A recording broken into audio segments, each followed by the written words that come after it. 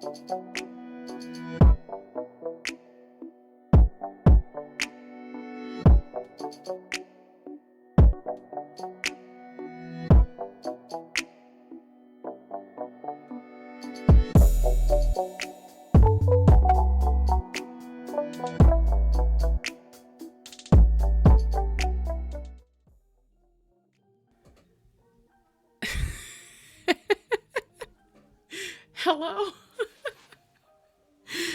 Can y'all hear me at all? That is an important thing. Oh goodness, my background music. No, yes, no. Oh shoot. Hello everybody. Hopefully you can hear me. I haven't streamed in a while, so I'm trying to get like all of my shit together. I have like no shit together at all. Hello, hello. Give me 1 second.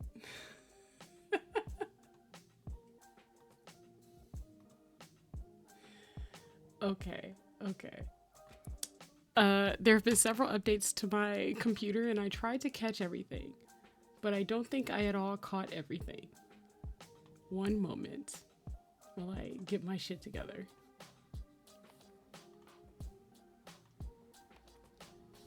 Okay, good God. I think we should be fine now.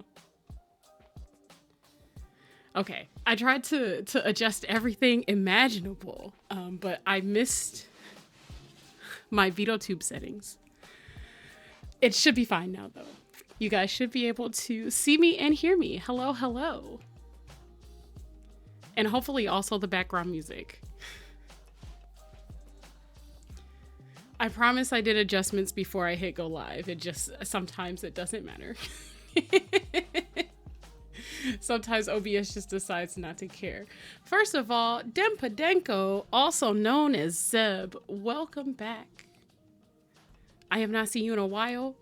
You know what? I can't even say it's been a while. It's been maybe like a month tops. We're talking like a month tops, but it feels like forever. I miss streaming. I wish things weren't so hectic. So first of all, thank you for the 6 months. That's crazy. 2-month streak. Ayy. I see that 180 managed to get first place. Congratulations, my dude. Oh man.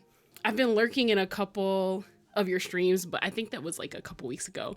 Life has just been like just digging in my ass, honestly.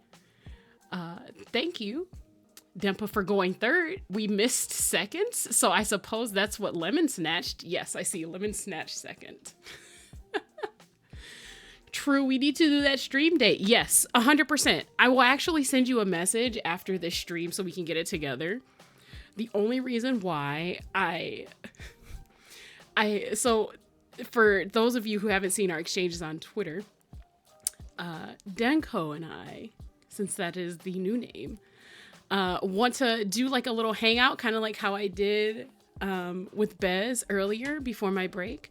I want to do one of those with them where we're just sort of hanging out and geeking over our like favorite fictional waifus and husbandos. And we're just totally unhinged and not safe for work. Not safe for Twitch, but not safe for work, certainly. The only reason why I haven't put it in motion yet is because I'm definitely a gung-ho person and I will over-obligate myself if I give myself even like a small little lead to be like, oh yeah, we should do this. I am a woman, a fae of my word. And so if I lay something down, like I feel immense pressure to not just be a complete failure to everyone else I know. Failure to myself? Absolutely. Failure to others? I don't know about that, Chief. We can't do that.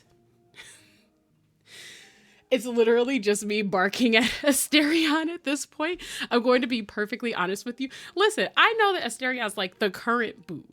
Like the current boo. But surely there are other boos, right? There must be others.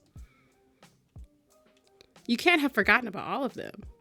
Asterion can't be that good, right? That you've forgotten about the classics, the bottom bitches, the ones that have held you down through all these years.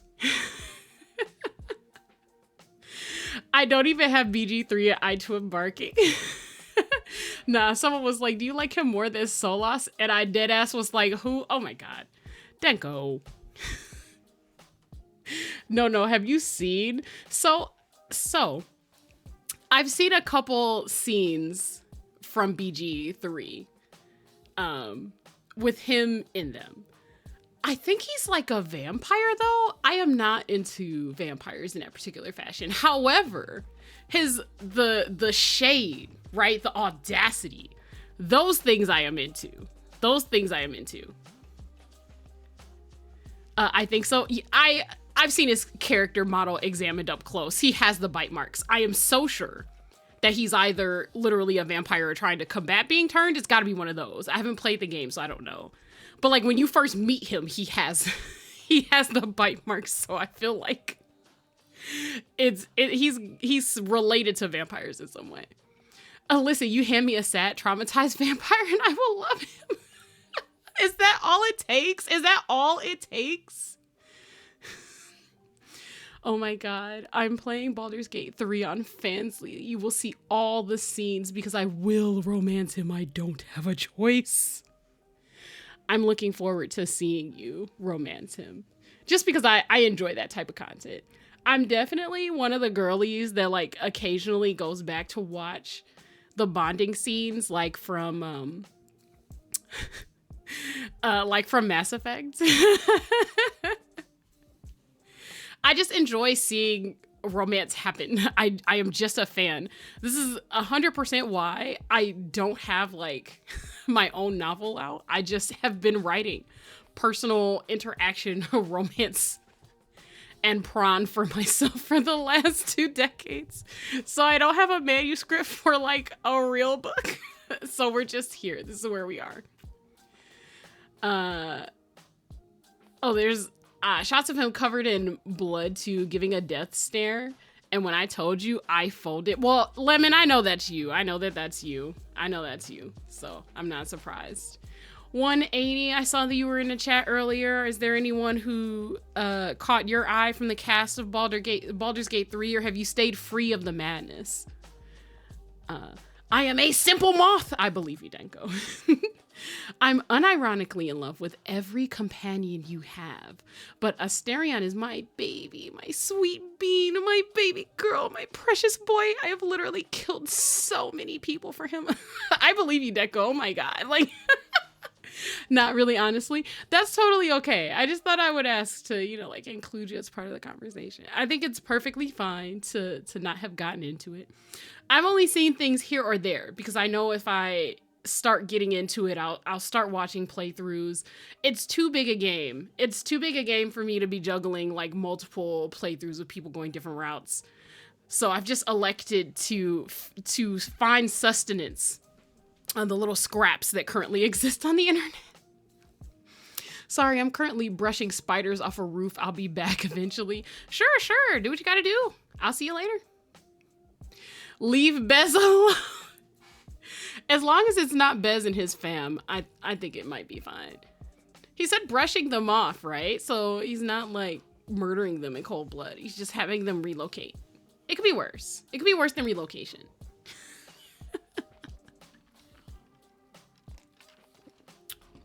I realized that I have had water today, but it's been a while. I'm trying to keep myself hydrated. So, it's been a while. Lots of things have happened. My last stream was a very hectic welcome back from a vacation. And I think I just realized like there was just a lot of stuff going on with my job, with the IRL stuff. And I was like, I could go ahead and stream, but I wouldn't be there for real. You know what I mean? Like I wouldn't be like fully present in the actual act of streaming. And I actually stream because I enjoy it. Obviously, I'm not, like rolling in dollar bills over here or anything. I actually enjoy doing it. So I didn't want to put pressure on myself to just stream regardless of what was going on because it's like a job. And I do feel bad for people who are subbed to the channel. However, I was only gone for a few weeks. So I'm going to try not to feel bad about it. For those of you who may or may not be in the know, I work as a tutor for a school system. Like here in the States.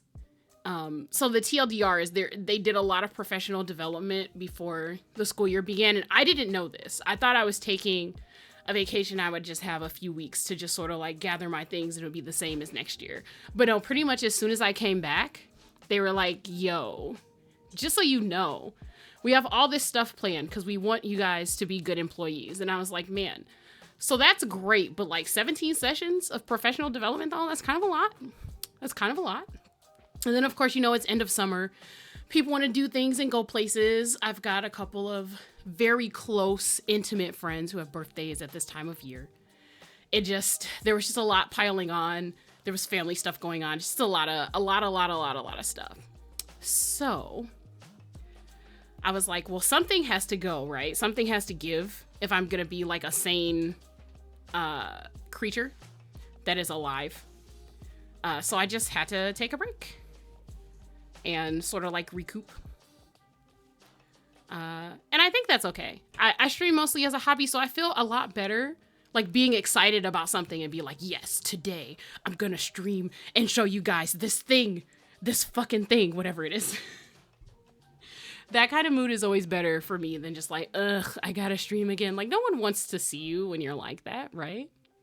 Nah, I get that, TBH. Yeah, I know you've had a lot of stuff going on too, Denko. I mean, honestly, IRL has been hitting hard for a lot of people from what I have been able to tell. Not just from stuff online, but just people I know, friends of friends, things I've heard down the grapevine in different places. World events, countrywide events. It's been kind of crazy. So hopefully we'll be able to enjoy ourselves today. I'm feeling pretty flexible today. So I'm going to check my energy levels after we finish like our main task. And then I may be doing something else. There's plenty of things. What sucks is like, there's plenty of things I want to do, right? Like there is stuff that I want to do on stream. Love Shore came out a couple months ago. I played the demo for that back in like May or something, maybe earlier than that. Sheesh. February or something. I don't know. Definitely early in the earlier part of this year. The game is finally out and it's a visual novel. So I want to play that. But, you know, I don't want to like start and stop. So hopefully I'll be able to get it together soon. Hopefully when I get the gist of how like the school year is going to go, you know, like when you start like, not like a new job, but like when there's a season where like you guys have to get specific stuff done and you're waiting for like the equilibrium after that exceptional case. That's basically what I'm waiting for. I'm waiting to see like what the rhythm is for work and appointments and things like that. And like what my boss needs from me, like how many extra tasks I have. I've been slowly but surely trying to recover from just general burnout. Like nothing specific happened, but just like, you know, when you're going and you're dedicated to something for a very long time, you're just kind of like, bleh, you know? So I've been very careful. Starting streaming when I was going through a burnout phase was not a smart idea, but I'm a very creative person, right? Like, so if I'm not creating something, then I feel like stifled, like I'm gonna die. Like I feel like I'm gonna die if I'm not like creating or making something. And even if the things that I create or make are not super big scale, like I don't do YouTube content per se that's like outside of streaming or anything like that. I don't run like a website or anything. I used to, but not anymore. Cause like, man, that's actually stressful, real responsibility there. And I've got a couple projects that I'm working on, but you know, seeing you guys when I stream actually makes me happy. So like, I was fiending for it, man. I was fiending for it. Even though I was writing and still doing other things, I feel like different types of projects like hit different spots of like the creativity cramp. You know what I mean? Big same. Yeah. I know that you've been doing writing while you were hibernating, basically. I'm destroying his cousin's homes as we speak. I'm a different kind of homewrecker 180. Maybe, you know, forced relocation isn't the worst for spiders. At least you left them. They can set up shop somewhere else. This reminds me of, oh my gosh. For those who know him, Kurisu was telling us about how he had us a spider homie that he let chill in his bathroom once because it basically kept his bathroom like free of pests like gnats and things like that. It was so funny. He said it just like that too. He had to look out for the homie. I think he had named that spider too, but I don't remember what he named it. I am aggressively writing BG3 porn because of Asterion. That's it. That's the reason. Okay, so like BG3 is not my fandom, but like, can you hook a fae up though? Can you slide a couple sheets my way? Oh my god, I remember that. I hope so. I hope so. Karisu's also been dealing with IRL stuff. I really feel like everyone has just been like that transition when people are normally going back to school. Even if you're not a student, it's just there's a shift. You know what I mean? Like everyone's schedules are different. The traffic of people in your cities or towns are different because school is starting up. If you're at university, then that's a whole other load of stressors. If you're a parent of a kid, that's a whole other load of stressors. It's just everything's different for everybody. I think he was George the Third. I don't remember at all, but I believe it. Not to be confused with George the Third, right? Because there's been 3 Georges. You're right. George 3 is different from George the Third. You are correct. That's so funny. Oh shoot, I don't think my noise protection is on. Let me figure that. Okay. I took it off to do, I know what it was. I took it off to do some sound tests like before I went on, not hiatus quite, but before I went on break. Okay. So today we are going to dismantle a keyboard and put a new plate on it. I'm gonna try to explain because I know a lot of people who peruse my streams and VODs don't quite know all the keyboard lingo, but I'll try to explain it as simply as I can. R.I.P. Tomo. I mean, you know, it'll be fine. I'm just swapping out the plate. The TLDR is that there's a new material that people have been raving about that has a different sound when combined with long pole switches. That is exactly what it sounds like, switches that have longer stem poles. And I straight up just want to try it to see if it sounds any different than what I currently have. So you know what I'm gonna do actually? I'm gonna cut the music here. We're gonna head over to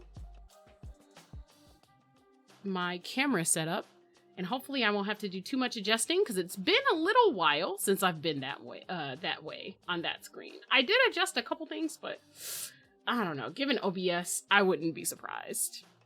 Hydrate, yeser, and posture check. I am in fact sitting upright. Thank you so much. Bez, 180 is bringing your house. It's true. He is, in fact, destroying the home of a family of spiders as we speak. Hi, Bez. How are you? Yes, apparently they're on the roof, which is very inconvenient. Okay, so before I forget, let me... tasks, am I right? Let's see. Braining. Let's go for... And of course, I left the BDM on in there. Okay. What I'm trying to decide currently right now is, are these colors accurate? I can't. I think it's probably close. This is more of like a navy blue, and this is a lighter shade of blue. It's like a suave blue. It's something weird. So let's see. What are we gonna put on today? I'll put on like a lo-fi playlist. Let's do it.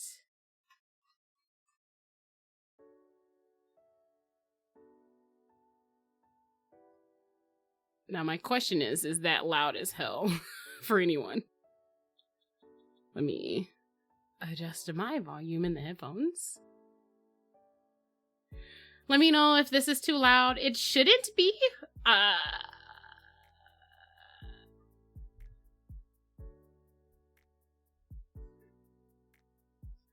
Goodness gracious. Okay.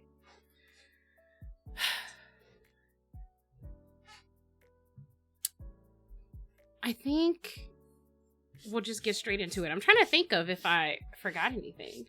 Oh, you know, I didn't do my usual intro just because it's been a little while. I'll go ahead and do it now just for the sake of routine. I got to get back into it, right?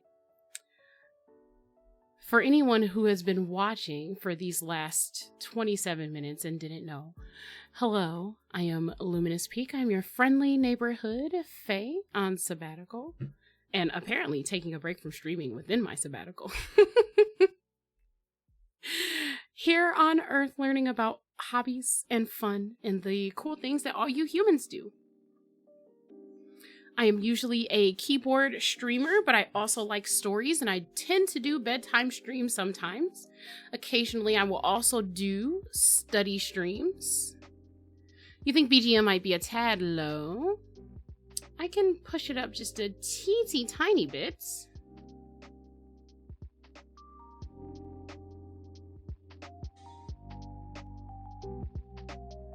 How about that? Is that too loud? That might be too loud, maybe. I mostly just need to know that it's not drowning out my voice. Let me lower it just a tad. Just a teensy weensy bit.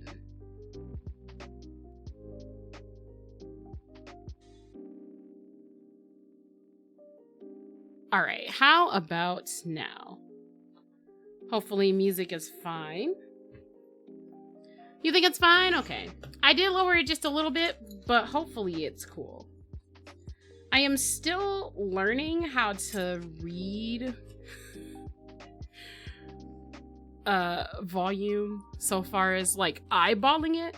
So like the numbers I can kind of figure out. I know that this sounds like really terrible because I've been streaming for a bit. But I think it's just like, it's not intuitive. Like I feel I end up having to remind myself of how I do it every time I do it. So hopefully this is good. If anyone needs any adjustments, let me know. So we're gonna dive right into it. And that means that we are going to start with taking our keycaps off of this board. Let's see. I don't know if this color is showing up well. It's kind of like a highlighter green, but it looks a little washed out in this lighting. I might end up adjusting my light. We'll see. My camera's a bit blue. Oh, well that definitely came. Well, I do have to take these out anyway, so. My camera's a bit blue leaning, unfortunately. I haven't been able to replace it yet. So I usually compensate it a bit with the light.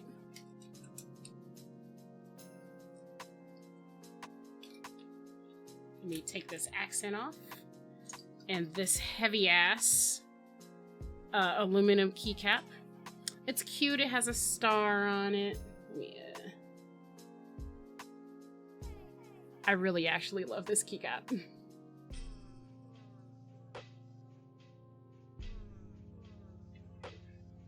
I try not to handle it a lot though. It's on the F13 space. So that it doesn't like get greasy or I guess like age. Adorable. Yes, thank you. I also did want to note, I have not forgotten. Originally, and I spoke about this, I think, a little on my last stream, but that was a few weeks ago, so I'm going to mention it again. I have plans to give away a keyboard. Originally, it was supposed to be for 100, Twitter followers. However, I've been moving a little swiftly on like the numbers in terms of Twitter and surprisingly for Twitch. And I wasn't sure. I was like, so should I do it for like Twitch count or for, you know, Twitter? I try not to gum up my Twitter with like a lot of garbage. So I share and retweet, repost. Oh my god, it's x.com now, so it's kind of like repost, retweet things that I think are genuinely cool or people that I actually want to support and boost.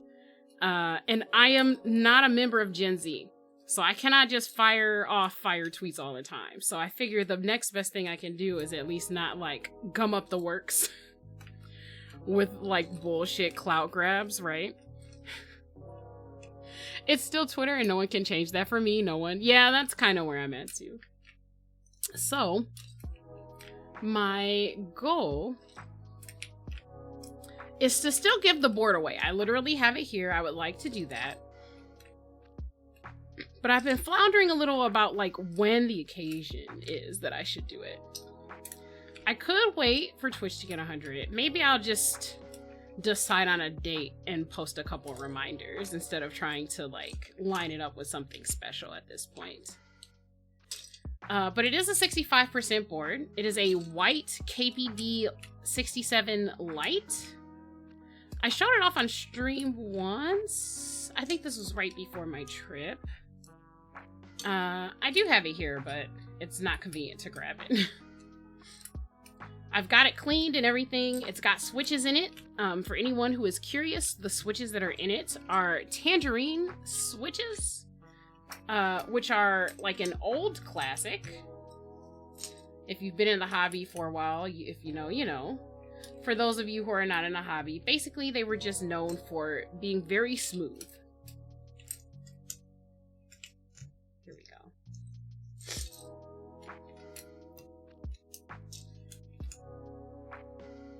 So it's one of those that has a PC plate, so that's polycarbonate.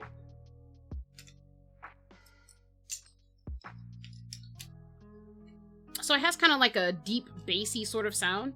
Like you can put higher pitch switches in it, but it'll add some bass to that noise. If you're familiar with Thaki sounds, that is more or less the kind of sound that it has. My gosh, I've got a whole bag of equipment things.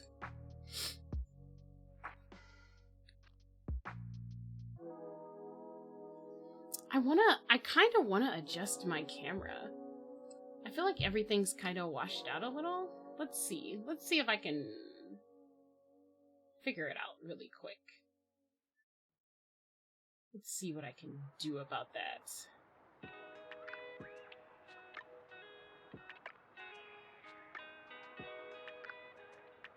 I want to try to make it at least like kind of close to accurate.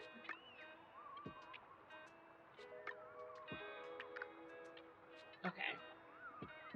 All right, I've done just a tiny teensy weensy bit of adjusting, just a teensy weensy bit. I'd like to pretend I know what those specs mean, but it sounds neat. Okay, so let's break it down. It should be pretty simple. I think I have a 65% that I can use for reference. Hang on one second.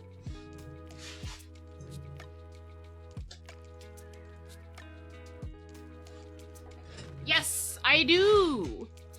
This is my current daily driver. Whoops, I hit the desk so hard it shimmied a little bit. Sorry, desk. So yes, this is my 65%. In terms of the size, it's a little shorter than this one. As you can see here, we have just the number row here at the top. And this has an F row up here. So basically 65 means there's no navigation here. There's no number pad over here. So like this side of the keyboard is kind of done, right? Desk minus 10 HP, absolutely. Absolutely. I definitely did not do good things to this desk. Let me readjust it actually. Yes, okay. So 65% is basically 65% of a keyboard. So it's most of the keyboard, but not all the keyboard.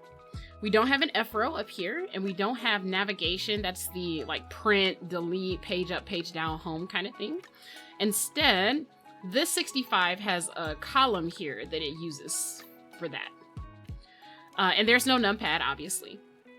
This, by comparison, My Tomo, is a 75%. And that's because it has the F row. So it's basically built just like this, to be honest, but it has the extra row on top. We're still missing the navigation on the side and the numpad, which would be like way over here on a standard keyboard. And you can see that these are 2 separate tones of yellow. Yeah, okay, cool. I feel like this is probably as good as I'm gonna get on the camera right now. Yeah, so that's basically what it is. The keyboard that I have looks a little more like this one. It does not have a screen here like this one does, because this is like a special one. It's a bit more plain. It is white, but it is a pretty good keyboard. It is gasket mount, and I will explain what that means. Gasket mount just means that when you put the stuff together, like for the case, you've got pieces of foam that line the edges here. Sometimes it's foam, sometimes it's silicone, but the keyboard I'm giving away, the KBD 67 Lite, specifically has foam that cushions the case when you put it together. Basically, the PCB, the circuit board that's inside, is suspended inside of the case by being sandwiched between the gaskets, and that allows it to have like a little more flexibility up and down. This is a different mounting style altogether. This is top mount, and this is when you screw everything to the top part of this board. So when I take this apart, the switches and the circuit board will be screwed into this top part here from the back. In a gasket mount, you're sandwiching the plate in there. That's basically what that means for anyone who is unfamiliar. So let me take this keyboard back. If you're interested in specs on this, I did actually update my today and keyboard commands. So if you want to know what this board is, this is my current daily driver, you can hit exclamation keyboard. And if you are not sure what we're doing today, although you should be, we're rebuilding this, you can hit exclamation point today or exclamation point build, either one of those. You guys can hear my rolly chair. Okay. So let's start taking this apart properly. And while I do that, feel free to tell me about what's been going on in you guys' lives since the last time I saw you. I don't know what kind of achievements you guys have accomplished, what sort of goals you've set for yourselves. If you've met any new people, if you've done any new activities. Oh, hey, yeah, there you go. Exclamation point keyboard, so you can see what we're doing today.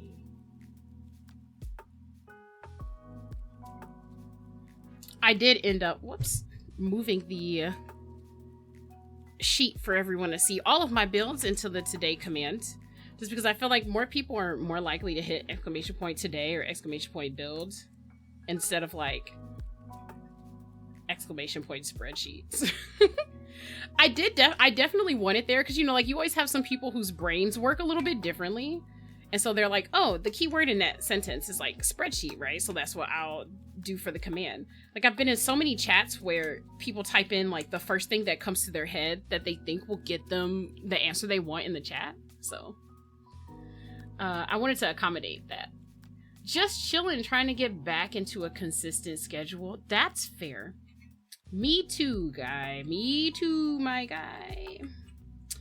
It's rough. It is rough and it is tough. Especially when there's like factors that are like not in your control. I had so many plans like rearrange themselves or just like whiffle from one date to another, get canceled. Things have happened that have just like made it ridiculous. Oh no, there's lint in my keyboard. Well, it's not as bad as Darius Bear VT because, like, oh my god, I don't know if you guys. This was quite some weeks ago. I retweeted. I think it was his post. It might have been someone else, but I think it was his post about him not knowing he was supposed to clean his keyboards, and I was like, oh my god, no. It just, oh my god, it was just all kind of, I mean, it's normal for people to post like cringe photos of like their skin flakes and things from their keyboard. I'm not shaming people for having skin, right, that like sheds or whatever gets in their board. But you'd think you would at least, even if you have a pre-built, like a Corsair or a Logitech keyboard, you'd think every once in a while you would at least take the keycaps off and like brush the board, like at least get a brush and like run it over, you know. Sheesh.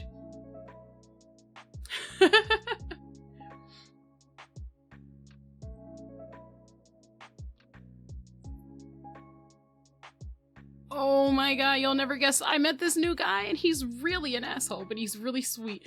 And he's a vampire and I love him. Oh my god. Your stomach's decided it hates you. Oh, that sucks. Yeah, the computer stuff is like, I know they're at this point because like I can't say that I'm new to keyboarding at this point because it's been pretty much since the pandemic. This was my pandemic hobby and I've just gone into the rabbit hole about it. But now that my friends know I'm into it, they think it's fun to just send me videos of like gross keyboards. And they're not even gross custom keyboards, like at least if they were related. A lot of people don't understand that there's like a difference between something you would just pick up at Best Buy and like the customs that I'm shedding all of my life's blood for.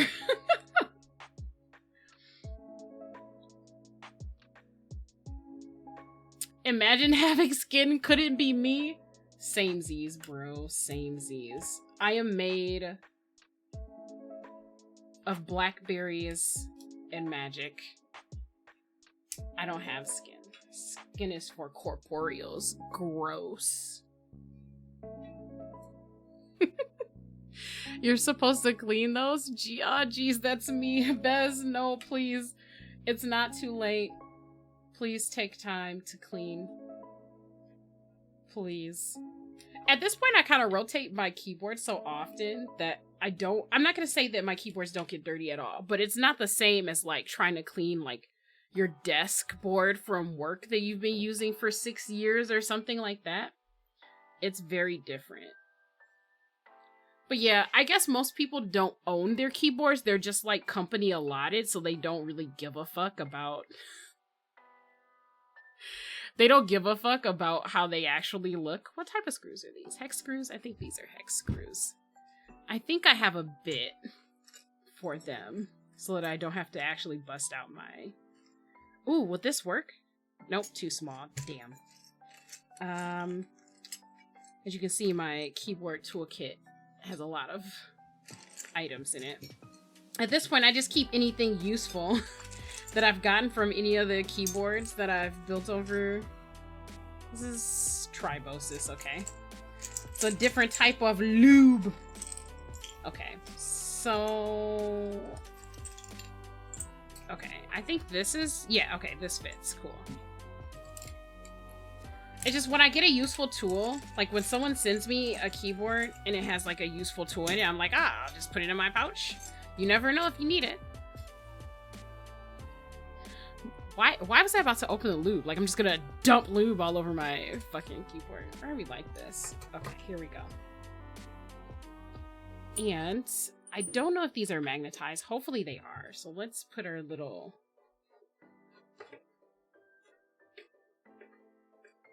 screw holder there. Oh my god, I paid so much for this screw holder because it's so cute. And I don't get to use it as much as I want to. This is a very deep blue. For some reason, it always shows up kind of purpley.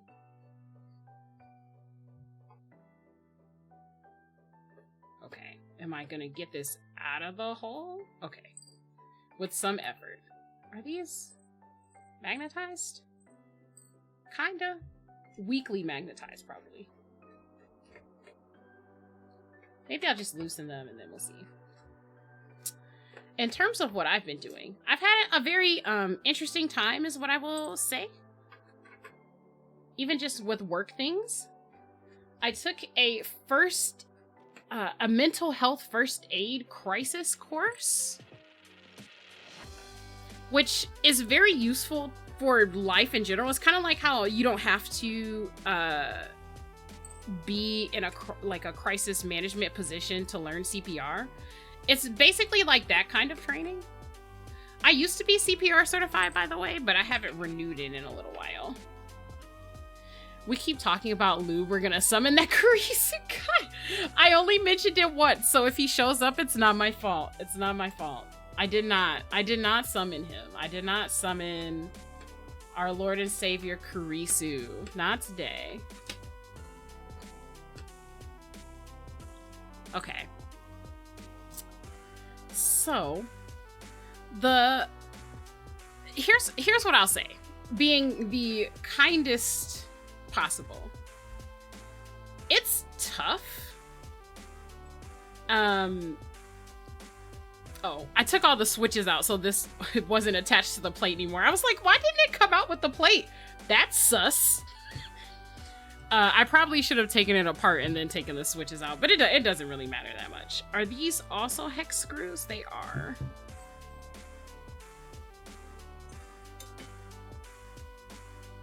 Like Beetlejuice. I would spam the word lube, but I don't know if Twitch would get mad. Okay, so don't tell anybody. But I am in the course of potentially making / maybe commissioning a lube emote. I honestly just haven't decided if I want to have like my face in it, or if I just want it to be the word lube, like in like a disgusting creamy font. Oh right, I was gonna make you one. Oh, you're so sweet. Oh, you spilled the beans. I actually did not know that. That was a thing I previously did not know before this moment. Looking up pictures of jars. Yeah, I also consider something like that too, like just a big ass like fat mason jar with like the word lube inside of it. I considered that as well. I think that would be a good idea. Okay, so this is gonna be a short rebuild. What is happening outside my home? There's like someone on a big ass motorcycle or something. LMAO, that'd be so funny. Yeah, I figure with like, you know, some cream coming off the edges. Okay. So please be ready for the most uneventful plate swap ever. So this current plate is polycarbonate. So that's a type of plastic. Like most of the things you encounter in this hobby are plastics and metals, obviously. So you have these types of metals, aluminum, the weight on the back is brass. Sometimes you get like polished like silver, stainless steel, that kind of thing. Plastics are not always for plates. I have a lot of aluminum plates, carbon fiber plates. It's just different types of materials that produce different sound, right? Because every material has like a different density, right? And that affects the sound. So please meet the most uneventful change, the most boring change swap ever that we're doing today. Here we go. We're moving from this plastic to this plastic. This plastic is called polypropylene. And supposedly it just sounds really, really good. It just sounds really, really good with certain, oh my god, with certain switch types. So I just wanted to try it. You can tell right off the bat that this top one, the polypropylene, is a little denser. It's not quite as transparent as this. So it can be the same width, but be a different density. The point of it being denser is that there are certain sounds that are blocked out based on the material and how dense the material is. So the less dense it is, the more, if I recall correctly, lower pitched sounds are sort of filtered out. You get higher pitched sounds. And then the more dense it is, the more higher pitched sounds get filtered out, and you hear more of like the like darker, deeper tones of something.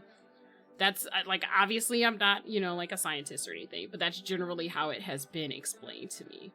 And there's something about the specific blend here of the PP, that is what we call the polypropylene, Because nothing in this hobby can ever not be sus. It's just the PP plate. This is the PP plate. So I'm gonna put this on. We're gonna stash this away and then see how it sounds. I do actually have a sound test video of this board on YouTube, so I might film a second one to, I don't know, to like test it and have something to like compare against, something like that. Okay, hang on. I'm just gonna take this out. Oh shoot, no, I'm not. That's a lie. I was gonna take it out. However, it's complete. You know what? I'll stop being lazy. The connector is in there, but it doesn't have to be. Let me just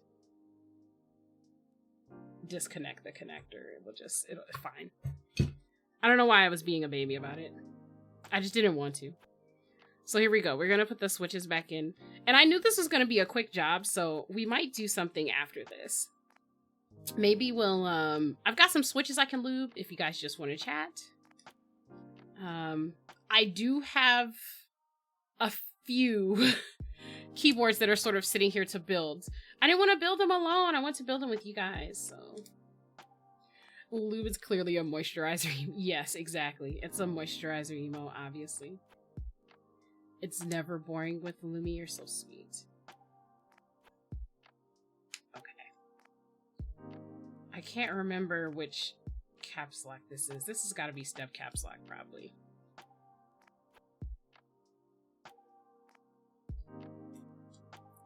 I'm not gonna lie to you. I don't remember what type of switches these are. Let me check my sheet. It's okay, because I'm gonna send you things. You're gonna send me things. Oh my. I miss you so much. Yes, I missed you guys too. I actually, believe it or not, I've actually not been doing very many keyboard things because I enjoy like just filming and sharing stuff with you guys so you guys can learn more and see stuff. So I've actually been holding on to a lot because I didn't want to just show up with a million new keyboards. I've actually been holding back. Oh, these are matcha switches. Do I have these on my... Okay, so full disclosure.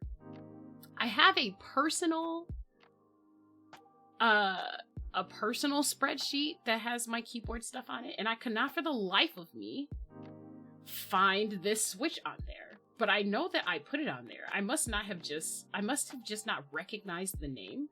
Because these don't look like matcha, right? Like, you usually think of, like, a darker green when you think matcha. I remember looking for the specs on these the other day, because someone had asked me specifically about them. They were like, oh, why did you put these in here? And this is my favorite color.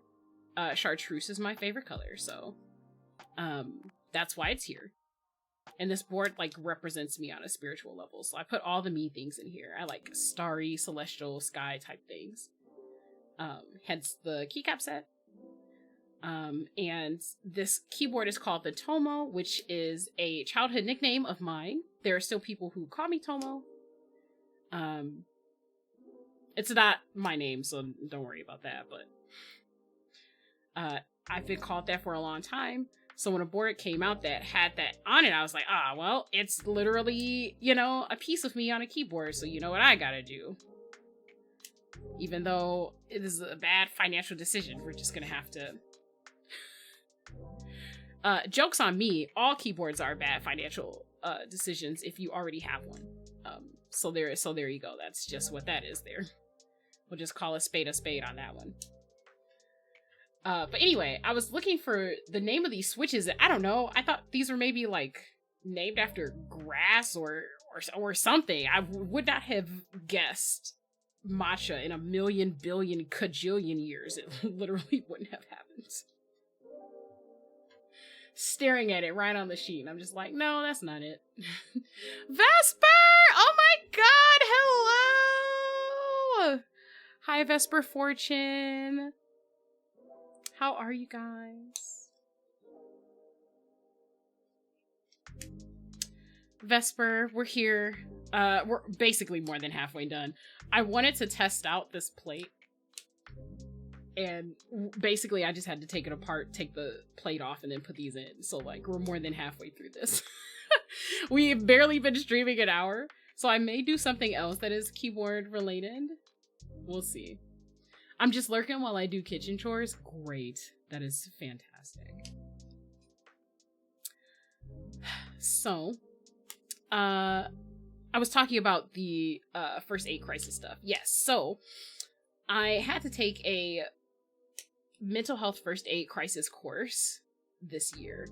And I feel like if you are a person who's online and you've been consuming information about mental health, like if you're on mental health TikTok, not to say that they're professionals or anything like that, but just saying if you've been around the internet, then you've probably heard of at least a few things about mental health conditions that people can have and like decent ways to respond to people who are having issues. So the course wasn't entirely new to me. It was just nice, you know, like having certain things backed up, you know, like by information, how you do. The most amusing thing for me was like watching other people struggle to accept information that they didn't want to like trust. Like, you know, that moment where you know, like people are, you can see them fighting between like what other family have told them or, friends discussions and things like that, and they just have to accept like, oh, there's actually like oh shoot, there's like actually consensus on a topic. Oh no, the switch, the leg of the switch, it got crampooed. No, can I save it? Can I save this switch? I hope so. Oh my god. Oh no. Oh god, this is okay. Hang on. Hang on, I'm doing emergency surgery, I suppose we'll call it, on a switch. I'm basically just gonna, let's see, can I pop it up with this? Yeah, okay. Okay. Let me see if I can just bend the leg back in place. I hope it doesn't break is the thing that I'm concerned about. Plastic is like very so for anyone taking notes, I'm literally just squeezing these now that I've taken the switch apart to like bend it back in place. Nothing fancy, nothing fancy. Is there any lube on here? Oh, maybe not because it's tactile. I think it's on the leaves only. Okay. Can we put this back together? That is the question. Good God. Maybe not. Oh. I think the legs were turned backwards. Here we go. There we go. All right, here. We're probably okay. Probably. Oh. That leg still wants to be a bit difficile. A bit difficult. Let's see if I can get it in there anyway. No. Oh, God. Nope. It went in exactly the same way it did last time. Why? Why, little switch? Why must you hurt me this way? Alright. Hang on, chat. I'll read what you got to say in a second. I'm trying to find my equipment. I see. So that switch, that switch breaker just came apart in the case. That's cool. Alright. Let's open it up again. It's the back leg that's having issues. I don't know why.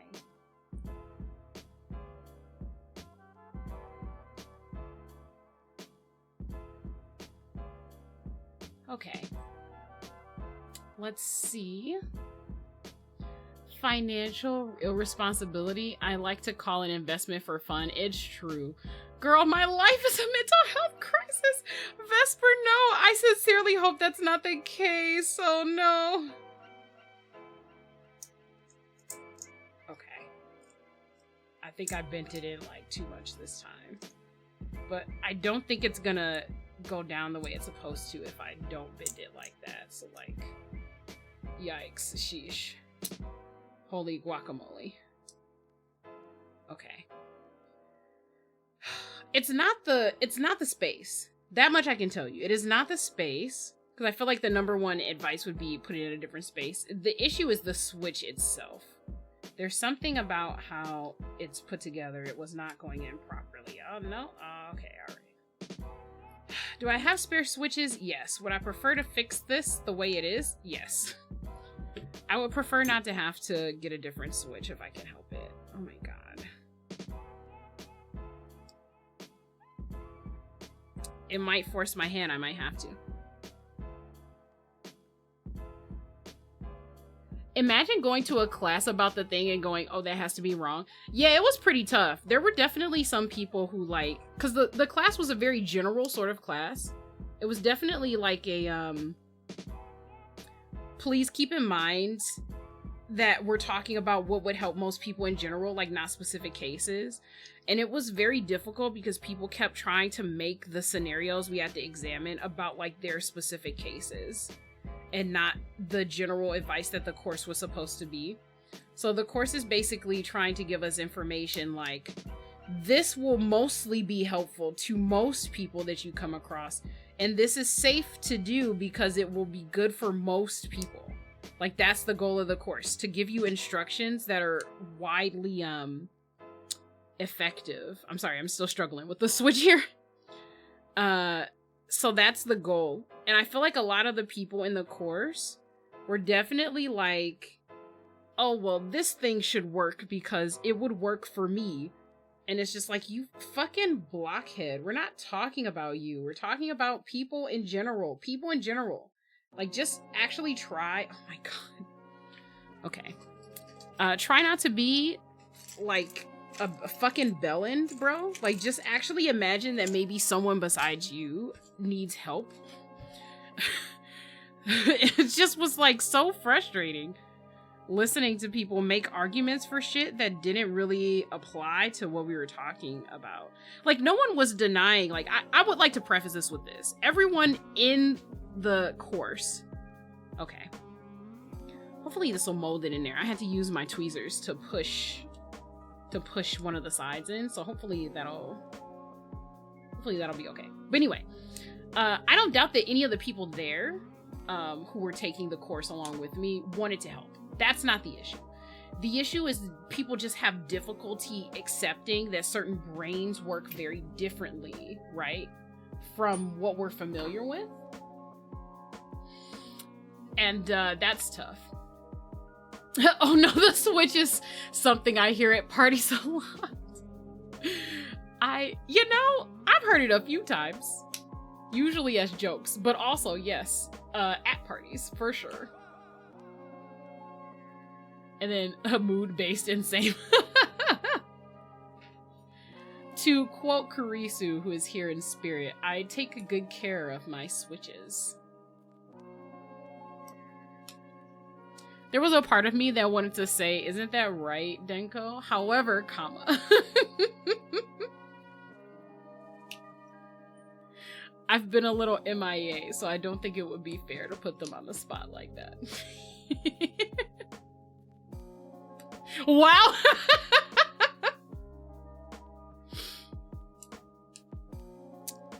Only added a little. Just a little. Okay. Here we go. So, that's not it all the way, is it? Oh no, it is. Okay. The angle is just a little, there's a wider space so that you can put the Switch in different places if you have a different like layout that you want to do. Yeah, so like that was very interesting. They gave us like very real statistics that were up to date. This is like a proven training that's actually been useful to people. And they had like real information, not just about people who were going through like depressive things or, like potential like unaliving episodes and things like that, but also for people who are suffering from psychosis, people who are suffering from just like other types of mental health disruption. So maybe like manic episodes, panic attacks. It was a pretty thorough class. I don't really have any complaints about it. I actually just wish that more people were, I guess, like, informed about that sort of thing. It sucks that, like, I had to go to, like, a big, you know, like, sign up and stuff like that.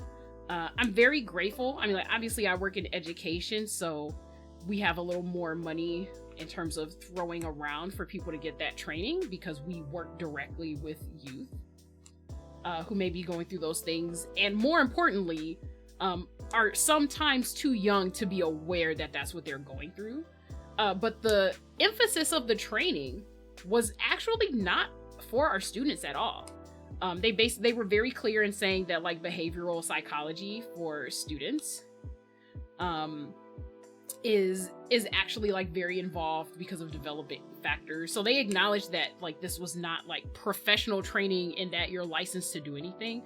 It was professional training so that you could be more aware of how not to exacerbate a situation. But I think that that's still pretty fucking good. Like, that's still pretty good.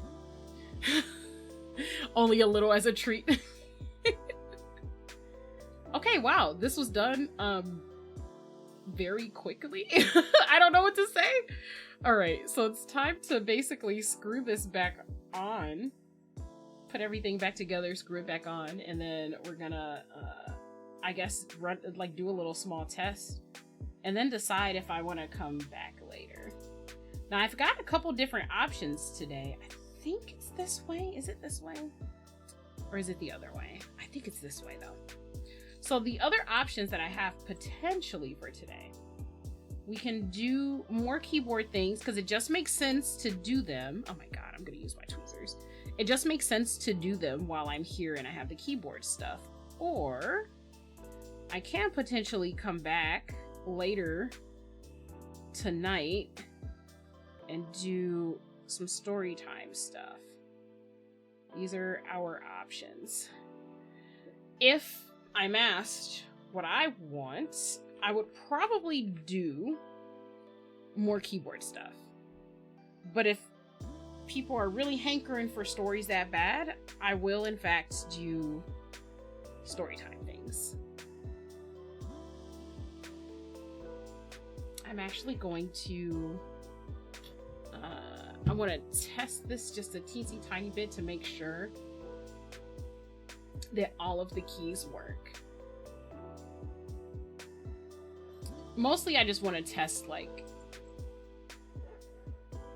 the one that was being weird before. Let's see. Layout.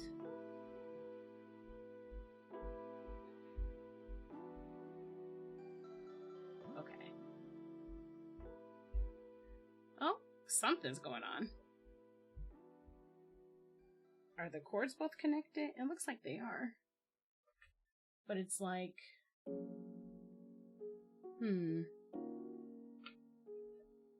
Is it in too much? Let's see. If I take this out, does it continue doing that? No, it doesn't.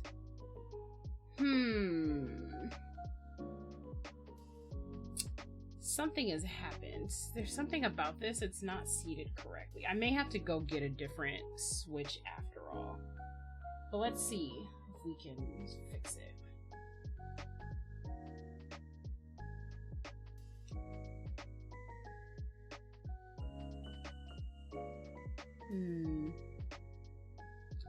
No, there's something up with it. That's not good. I have to get a replacement switch. What about story time about keyboards? Oh my. I could do story time about keyboards. I mean, I could talk about keyboards forever. We could maybe take a look at some of the projects that are currently up. We could talk about those. I don't mind staying on for like another hour to do that. Really quickly though, hang on. I am gonna go grab that other switch. We'll do a switcheroo and see if we still have that issue. I will be right back.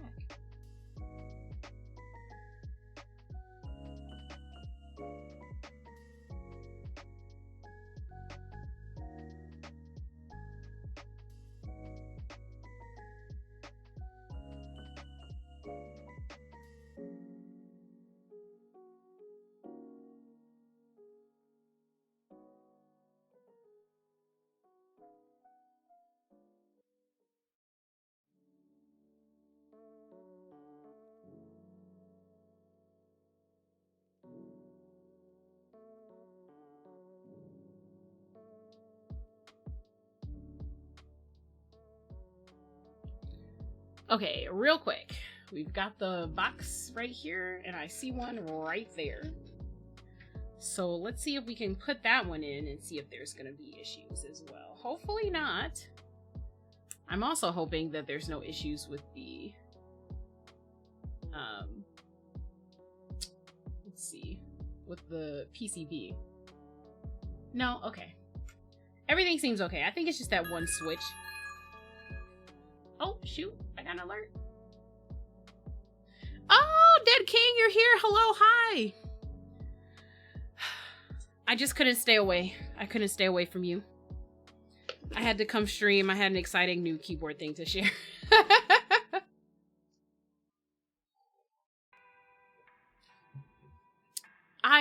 So every time something happens and one of you comes in here, I want to be that excited friend that's just like, oh my god, I haven't seen you in such a long time. Let me just shout you out real quick. But I would literally shout out every single person in this chat.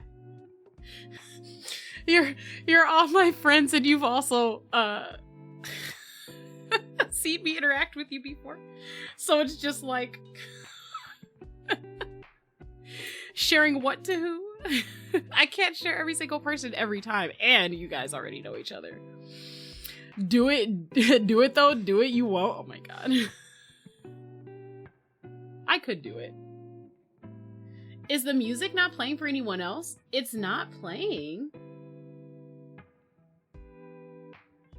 That is a good question. Is the music playing for anyone else? Oh, you need to restart stream? Okay, cool. That's fine, that's fine. I just wanted to make sure. I'm so paranoid about sound now. I'm literally always asking all the time. Can you hear me? Can you hear my music? Listen, I definitely don't want to have any other platform besides OBS to stream on. However, that doesn't make it any easier. Okay.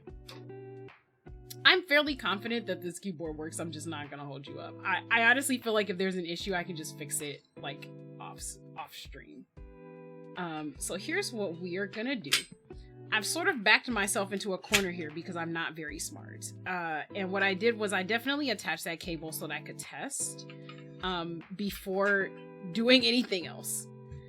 So I'm gonna have to detach the cord again so that I can screw this on like I should have in the first place, and then we'll do our test, our sound test at least. Okay, here we go. This was not the smart way to put this together. I clearly put this together once, so I don't know what my fucking problem is, but I mean, you know, it do be like that though. Derp brain is real. It's okay. We pretend we do not see it. Yeah, I appreciate that. Okay, these are not magnetized. These are. Okay, cool. So let's start. Crap. We're gonna start in the corners. I usually try to start in the corners when it comes to putting screws in, just because it evenly distributes the weight. How do I want to do this? I'm just gonna place them. I'll place them in here.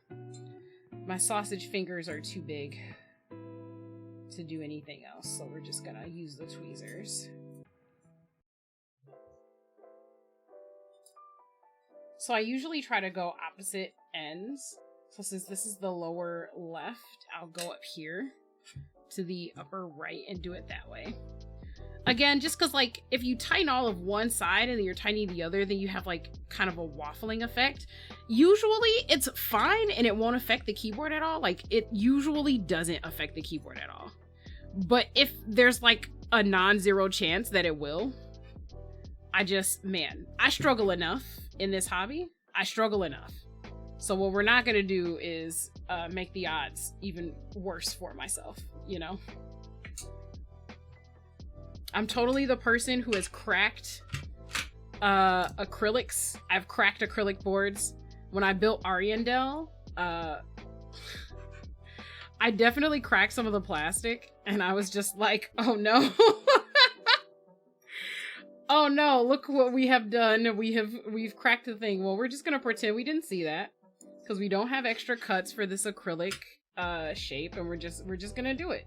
No one will see it when I'm done anyways, and that's it. So I try to give myself as much of a lead as possible. I do think it's important to know that not every person who's in this hobby is like super perfect. Not everyone has perfect boards, but you know, it still feels bad. Like I still have to give myself like a fighting chance, you know what I mean?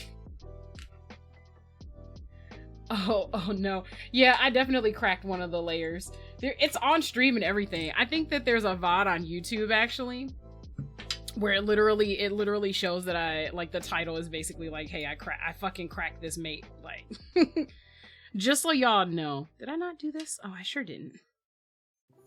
Okay. So let's calling to say you know that I miss you.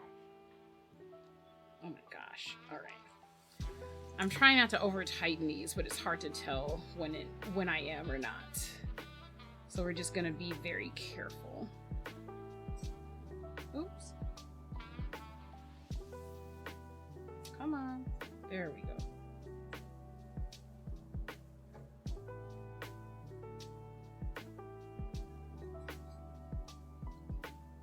There's not that many anchor points on this side. So there's 2 on this side. There's only 1 on this side. And this looks like it's lifting a little. Maybe it's not. Maybe it's actually not screwed in all the way. It's hard to tell.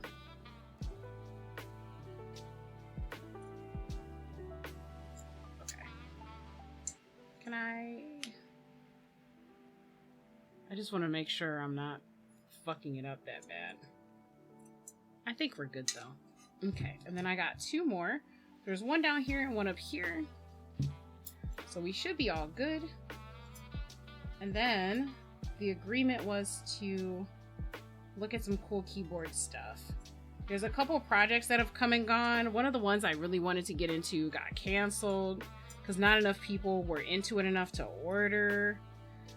Depresso, but you know, it happens sometimes. Oh, that's not in the correct spot. Let me... And then there's some upcoming stuff that just looks cool. So I'm very interested in just looking at stuff.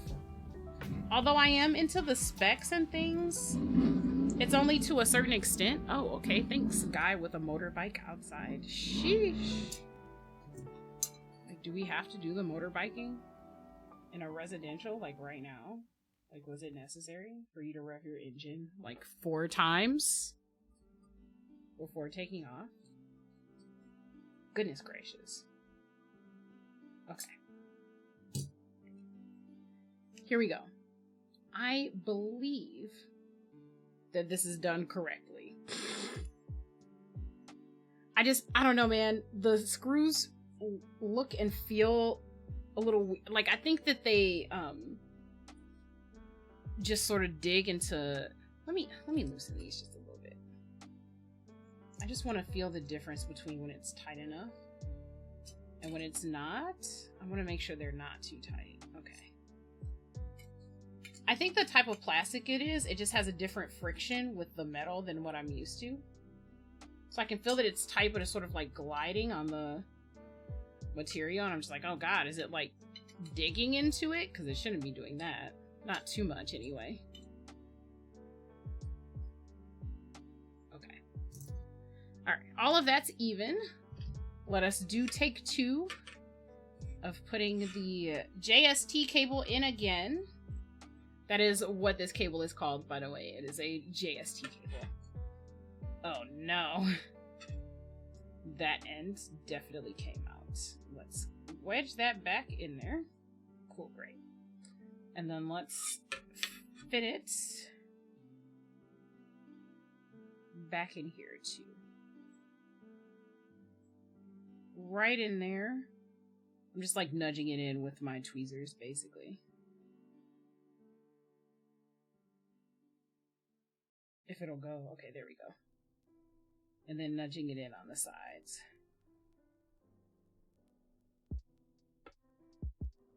Alright. should be good. I'm gonna push it in with my finger just to make sure it's flush. Alrighty. And then we put these other screws in. These are more magnetized, but I don't think they'll actually come to me. Depression. I'm gonna actually, whoops, sausage fingers. I'm gonna actually put these in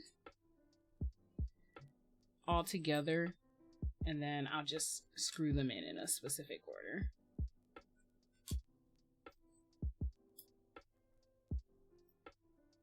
Sir, are you compensating for something? Absolutely. They definitely vape. A lot of people do that around here. Not that, you know, like, I'm not gonna come down hard on vaping or anything. If you are a legal adult and you can choose what to do with your body, I have no complaints. I, too, partake of things that are not advised to be put into the body, per se. So, you know, I just wish they wouldn't rev a million times while they're right outside my home. What on earth is this? It's a piece of plastic on my desk, and I'm so scared that it belongs to something. That's the thing. I'm so scared that it belongs to something that shouldn't be broken. But we shall see. Okay, let's see. Distribution.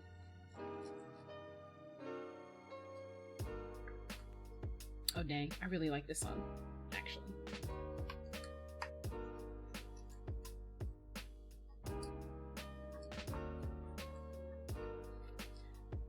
Are you talking about cigars? No, V2. I hear you. I eat too much chocolate ice cream. It's not good for me. Exactly. Exactly. Okay. So we've done it. Interesting. I don't know what this is gonna sound like. I wonder if I have other switches that will serve the purpose better of this. It is a little louder, but only a little bit. It is entirely possible that I would have to remove the foam, or is this a, no, this has to be shift, okay. Or something like a different switch, like if I had a switch with like a really harsh,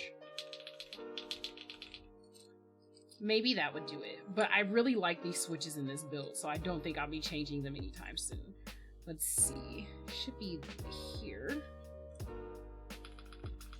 It's IOP brackets. So I think I have that correct.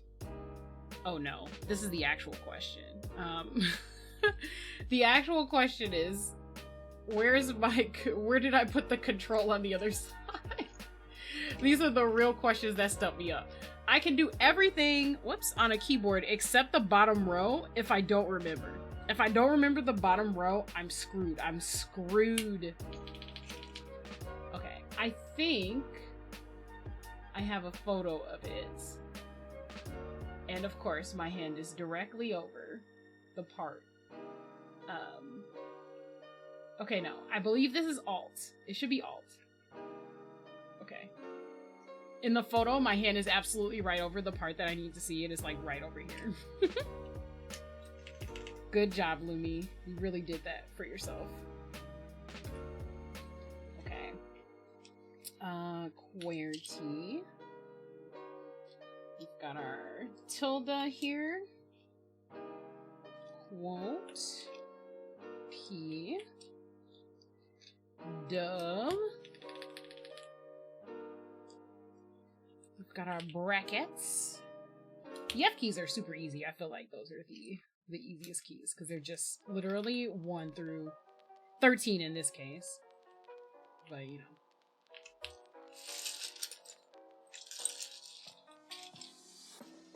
Oh, you know what? This is gonna sound super silly, Bez, but your comment about ice cream, just reminded me that I have a tub of ice cream at a friend's house. Also, I definitely put this on here the wrong way. I'm sure someone watched this and was just like, what are you doing, lady? That has to be the caps lock then. Yeah, that has to be the caps lock. Okay. If the arrow's pointing down, it's caps lock. If it's pointing up, it's shift. 9. R. F6. We've got actual F. It's a scooped F. Let's see. C.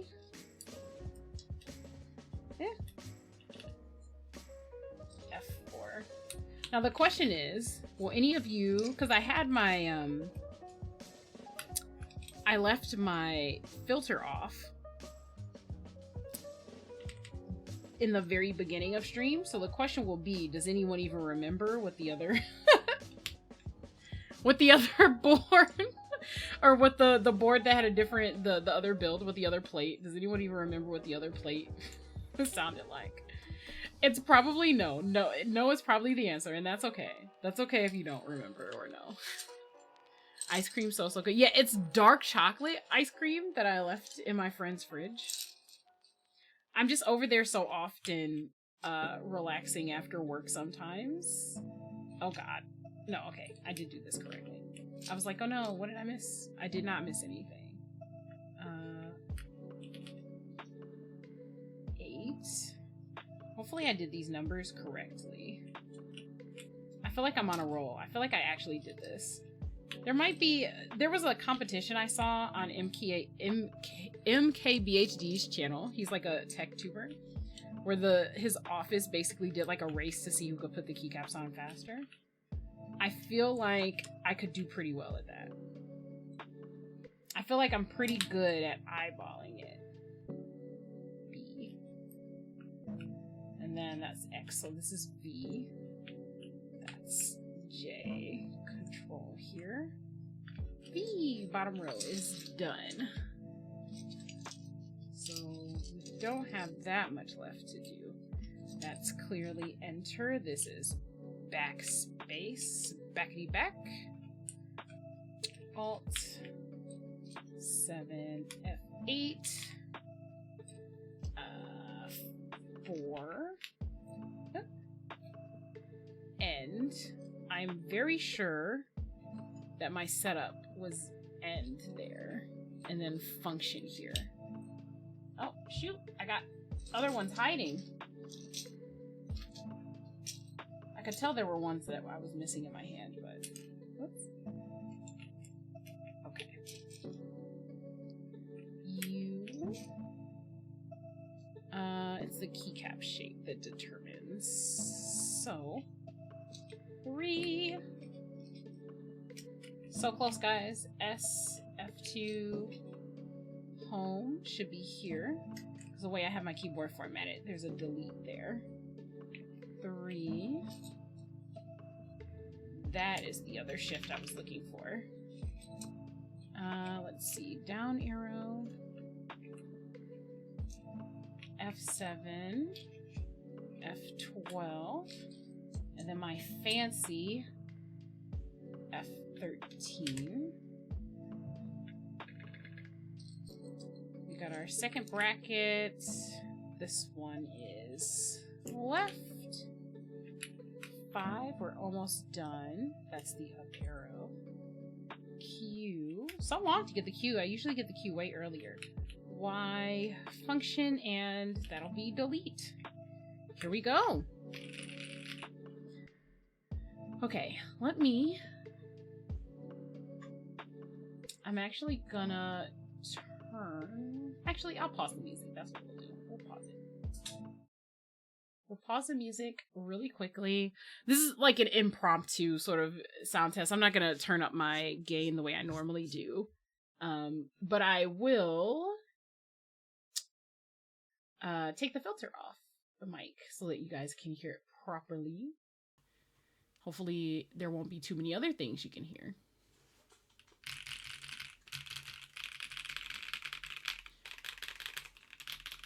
Interesting. Okay, so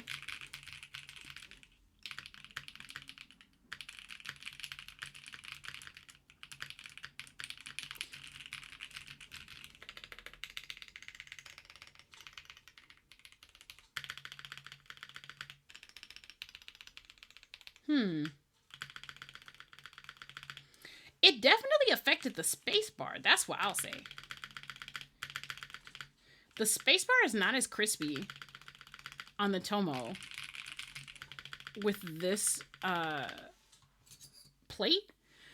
But what I will say is that, yeah, it's like a teensy tiny bit snappier.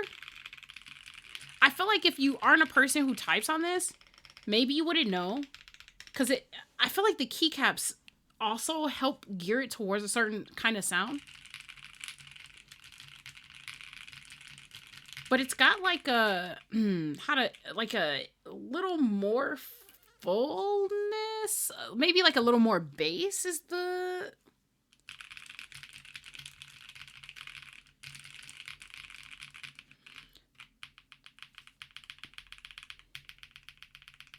And it does feel a little harder. And that's probably because it's obviously like a denser material than this. The question is, do I like it better? I think that'll depend on how my ears adjust to the sound. Certain keys are better, right? Like, that enter is a little less muted than it was on the previous plate, but this spacebar took a dump. I do not like the spacebar as much.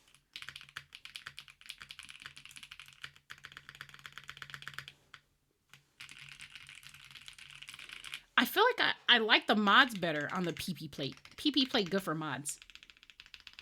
Which is tough because, so like if we're looking at how a board is physically made, right?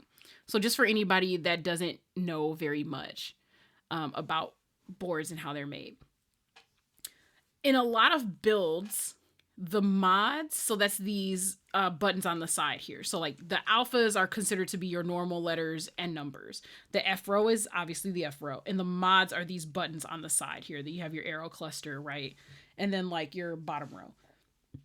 So your mods are usually these. Sometimes it does also include the bottom row. These are called mods as well because they're not part of the alphas, right?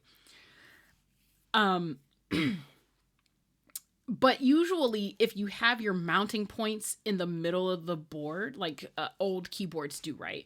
And by mounting points, I mean like the points where the PCB, the circuit board is like supported.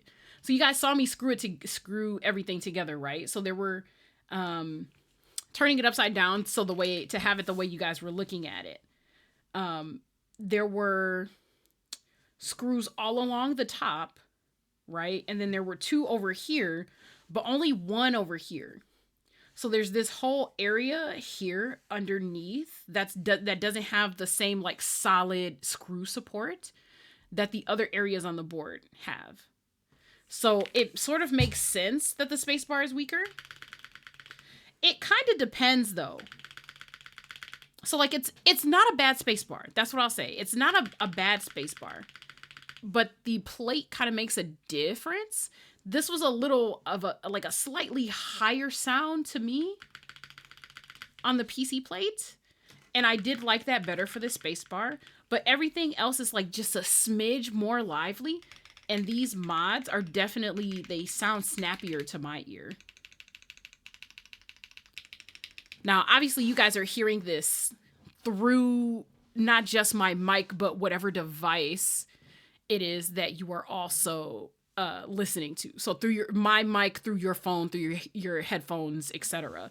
So like don't trust a sound test just because you can hear the sound. The acoustics of rooms are very different. I have this on a desk pad that also changes it. The atmosphere and like how much room there is in the room for sound to bounce around, all of those things account for and change those sort of things. So like I like to tell people, and this is pretty common in the hobby, sound tests are like a guide. They're like a general idea of what the board will sound like, but not a solid confirmation of what it'll sound like. Because the way that you do everything changes. The way you lube your switches, if it's thick, if it's thin, do you put foam in the board? What is the mounting for the board? So like this is top mount, so it's screwed directly to the case. So that means that the case sound for the top,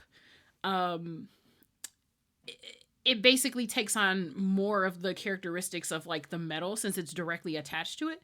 At the same time, there's also room in the bottom, although I have foam there. So the foam also affects the sound. This isn't bad. It's slightly deeper, but these sound a little snappier to me. It's more or less the same pitch except for the space bar. The mods do sound better to me though, so that's just what I'm reporting. I'm hydrating really quick. Let me see.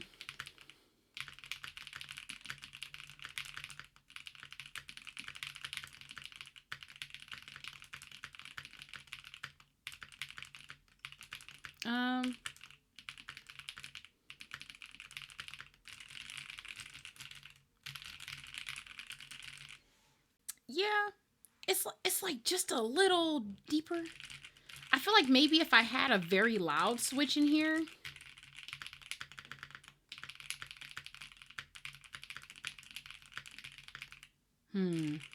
I think if I had a very loud switch in here, I would like it better.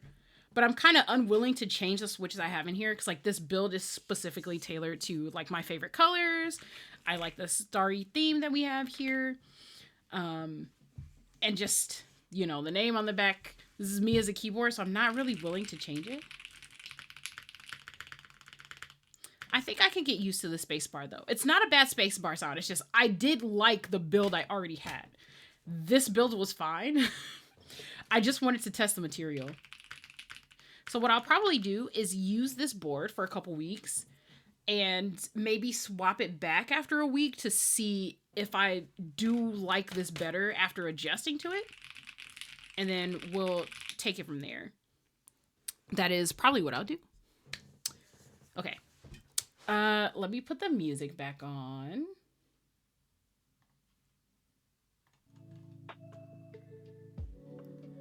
I am going to... still haven't got all those webs yet. Oh my god, you're still fighting the spider fam.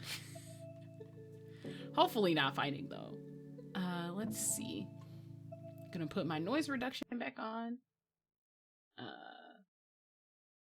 Oh no, what did I do? Oh, that was the end of the song. I was so concerned. I was like, what did I do? The music stopped. Obviously, I must have done something.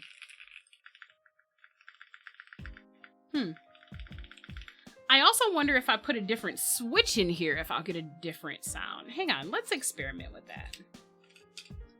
If anything significant happens, like if there's some big change, I'll probably mute again or... Oh, frick. Spilled my switch into my drawer. Okay. Let's see. What is one of the louder switches that I have? This is probably the loudest switch I have. This or this?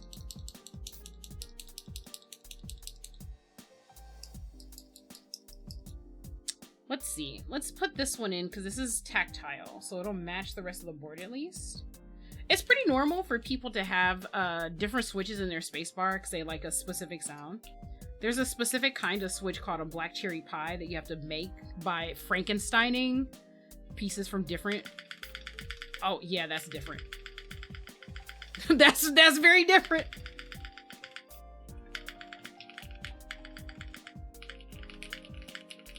Okay, hang on. let me pause this. Let me pause this again. I'm sorry, guys. This is different. This is different. It still has that deep bass in there, but like it's louder. So I think...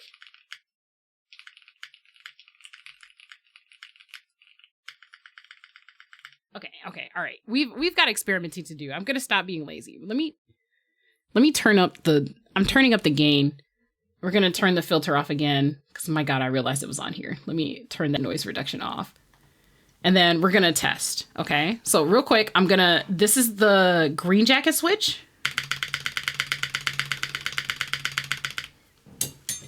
Also, I know my mouth does crazy things while I'm testing switches. I have a mode for that, but I just didn't toggle into it because I'm lazy. I'm lazy. Okay. And then this is the matcha switch.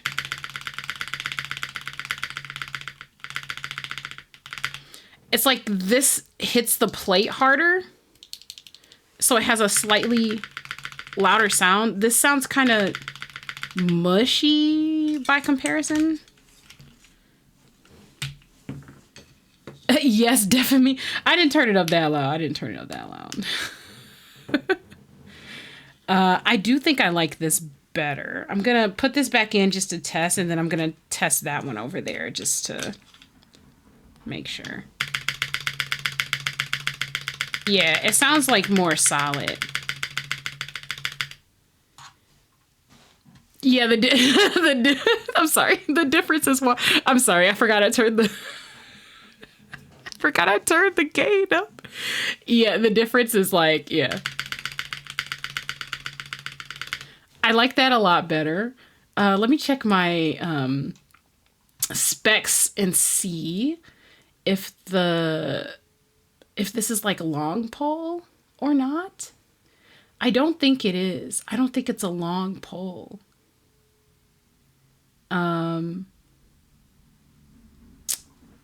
Oh shoot, I need to actually double check some of these. I feel like some of these are definitely long pole and I didn't note them. But the two switches that I have, the green jackets, that's the one that's in here now, and these are the KTT Matchas. Those are marked correctly and they are absolutely different. This has a shorter stem. Let me see if I can find one and like break it apart to show you if there's a difference. We can always compare and see. Is this the same or is it not? And sometimes it's the materials that make a difference. Let me turn this down. Okay. Sorry, I'm getting a little nerdy with you guys on this stuff today. Yeah, the first one is good. The dark green one is doing it for me. So we're going to take this apart. I'm going to try to show you guys and then I'll readjust my focus and hopefully that will help. It's going to be a little difficult with my camera because I have this stuff in my hand. This has a longer spring as well. The springs are also different length, which kind of affects things as well. The KTT Matchas, that's the bright green one. Can you guys see it? Is it off screen? Okay, no, you guys can see it. They're at the bottom here. The bright green one has like a standard spring, and the green jacket has a long stem and a 2-stage spring, so it's a bit different. I want to find a flat surface to put them on. Let's see. I've got a little notebooky here. So let me take the stems off and we can try to compare the lengths just a little bit, maybe. Okay. I know that these are lubed, so it's going to be kind of an issue, but let's see if I can line them up as well as possible. Oh, this is on the wrong side. I'm dumb. Okay. I was wondering why. I was like, why won't it sit straight? Okay. They're like sticking together. Oh my God. I know you have lube on you, but please don't be like this. Okay. I believe you should be able to see it. Hang on while I focus. Focusing. Okay. So I know that the colors are washed out because we're a little close to the light, but this stem over here, the white stem here, is just slightly longer than this one over here. And that makes a difference. It is slightly longer. Like the difference has to be like a millimeter. But that and the density makes a bit of a difference in terms of when you're typing.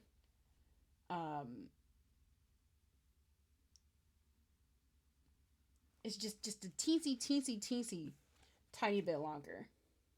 Let me go ahead and refocus. And since that stuff makes such a big difference, it's also the material too, I will say. I don't think these are made out of the same materials. Let me consult my chart because I try to keep the information on hand. So the matcha, that's the bright green, is made from PC, and the green jackets are made from, there's like basically it's a plastic mix on top and nylon on the bottom. So what they're made out of also affects the sound quite a bit. These springs are also very different. So I will compare them. Like, I don't even know why I refocused the camera. What is the point? Why did I do that? One moment. All right. So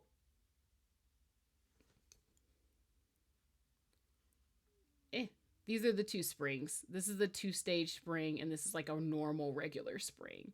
The color is very here or there. It doesn't matter if it's gold or not. Gold plated doesn't really make a difference, but the spring being different affects like how the bottom out happens. So my guess is, I'm not gonna lie to you, it's probably the material that makes a bigger difference than the millimeter of stem stem length. I don't think the stem length would make that big of a difference here. I think it's probably the spring. Which means I could probably put different springs in these KTT matchas, and it would make a big difference in terms of how snappy they are.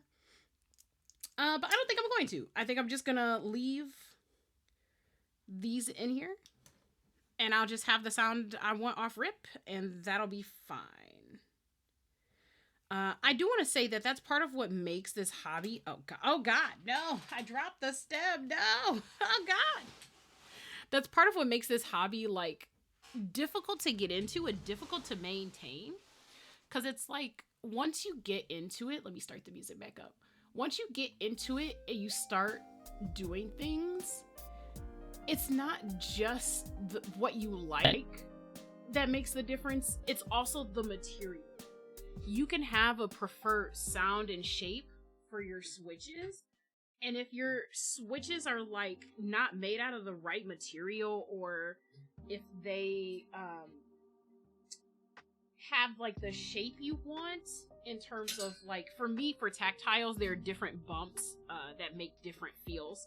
Some people like their bump at the very beginning of the key. Some people like their bump at the bottom of the press instead. All of those things are affected by how the switch is made. And then the material on top of that offers some amount of change for that too. So maybe it has the feel you want, but it doesn't have the sound you want because of the materials made out of. It's very difficult to find exactly what you like in this hobby without spending a bunch of money, because like, yikes. Some people prefer feel over sound. Some people prefer sound over feel. It really, how difficult your journey is going to be 100% depends on, it 100% depends on how picky you are about your noises. It's tough. Really quick, before we transition into looking at keyboard projects, I do want to take a moment to, whoops, looks like it's coming out. Test this linear switch first to see if it sounds any different. It's definitely going to feel different because it's linear, but I need to know if it sounds different.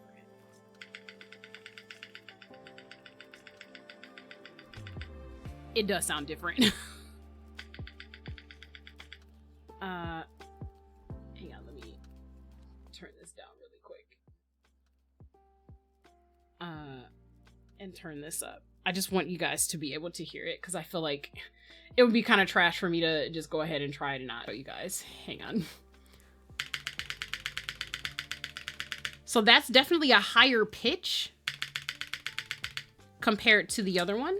Let me show you the other one real quick.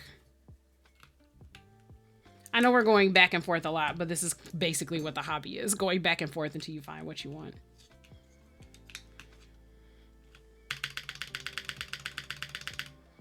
So this has like just a teensy weensy bit of bass in it compared to this one. I do still like this one. This is fine though. I don't need it to be that high pitched. Yeah, I think I'm still gonna go with it anyway. I just wanted you guys to hear it. So let me turn the music back up. I feel like I'm jerking you guys around a lot just going through things, but this is a very involved hobby. You just have to analyze a bunch of stuff and try to remember what you like and what you don't like. And the things about the things you like also are important.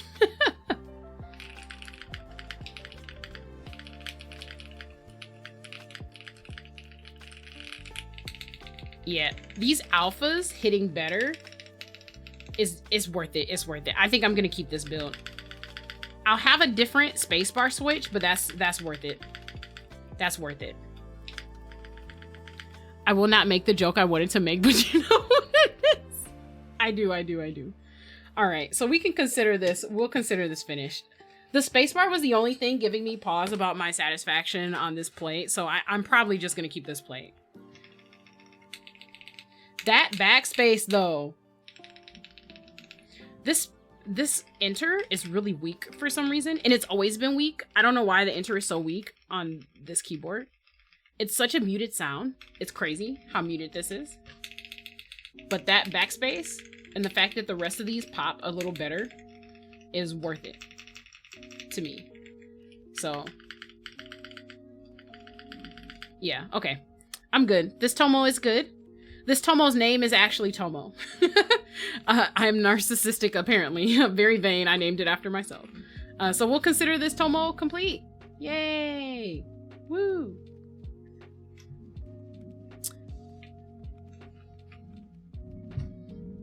Wait, can that happen? Wait, can what happen? Oh my god. There's so much engine revving outside. I don't know if there is a local bike club that sometimes does things around here. I guess they might have an event tonight.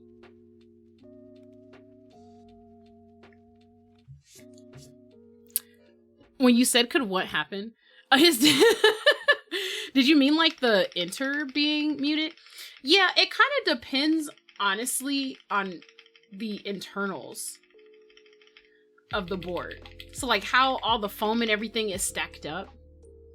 Yeah. It has. So the way that a keyboard is constructed, the way that the case is molded on the inside and the bottom affects how much space there is.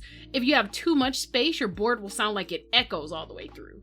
If you don't have enough space, everything will sound like really muted.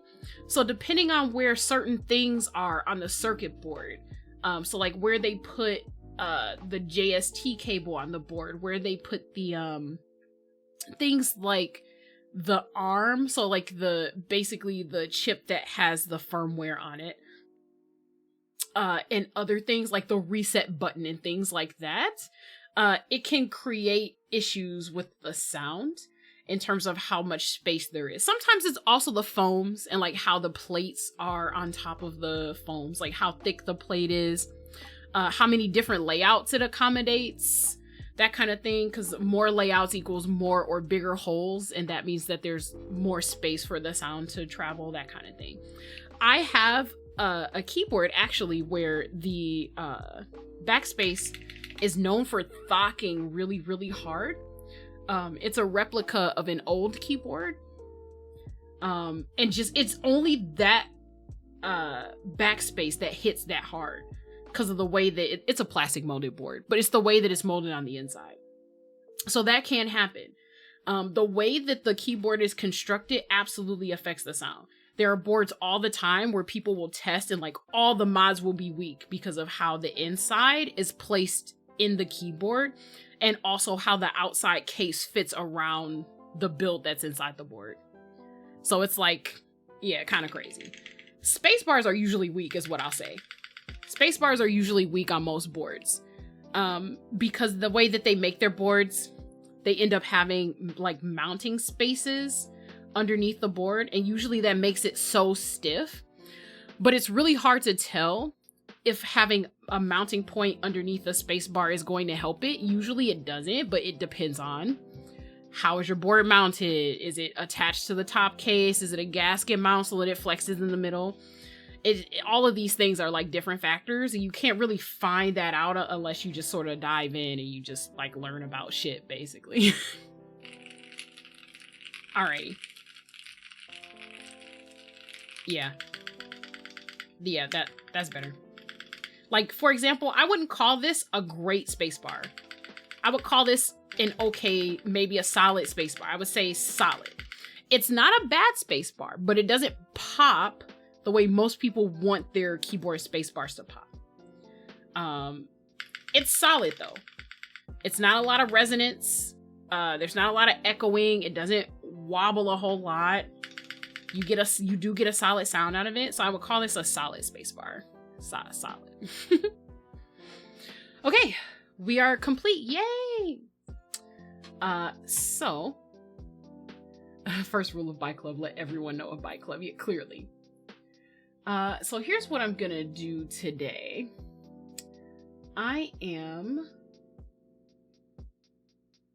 We're gonna bring up another window. Oh, it's not even attached. Why are we here like this? Suffering. All right, here we go. I just needed to do, no, I'm a liar. If I'm surfing the web, I need my actual fucking. All right. So let's do this. I'm gonna hibernate all of these background tabs. And then we're gonna go to Geekhack. And Geekhack is the old forum, the old style forum where people post stuff. I'm gonna just stay as a guest while I'm here since I open a new window. But we'll take a look there. Let me see if I can pull it up. Do I have a...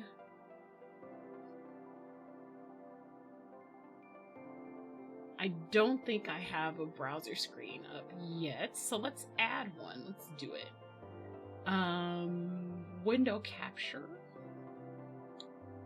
Sure.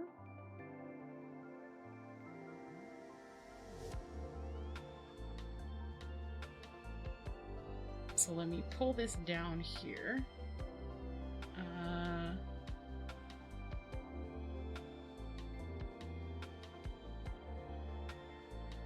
Where on earth? Oh, shoot. Okay. I was like, what are we doing? What's happening? Okay. So let's capture this. And I want to fit it. So let's do that. Let's fit it to the screen. I didn't realize this is what we were gonna do. We're just like impromptu right now, so sorry. There we go. Gotta come up right here. Cool. Coolio. Alrighty, so this is the forum. I might end up zooming in or something so you guys can see stuff, but we'll see how it works. Never sorry, only go. Oh, you know what? Before I do that, let me refill my water so I can stay hydrated. And then since I have this set up, we'll come through and go over some of the projects. So take a couple minutes, you know, take a bathroom break if you need to. Go get your own water if you aren't drinking water. Denko. I know that's you. I know you're not drinking water. So maybe go get hydrated, yeah? I will be right back, and then we'll dive right in looking at projects. Yes, you. I see you.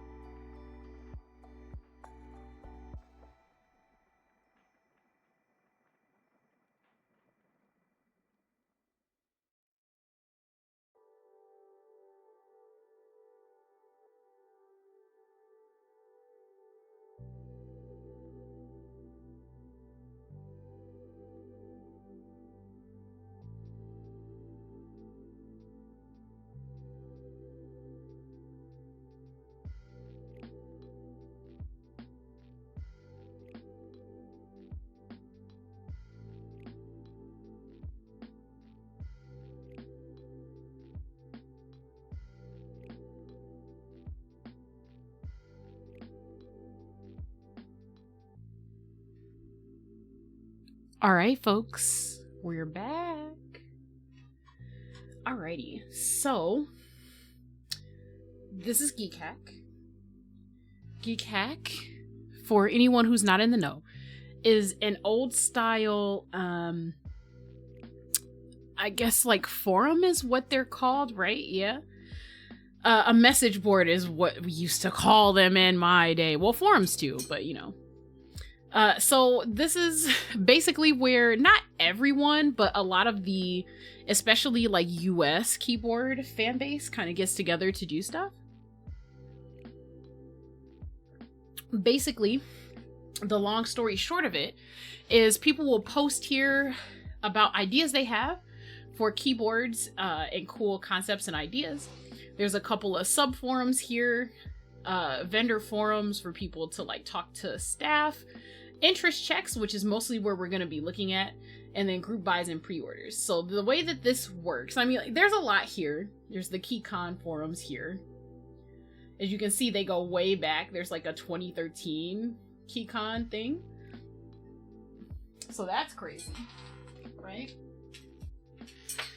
And then we also have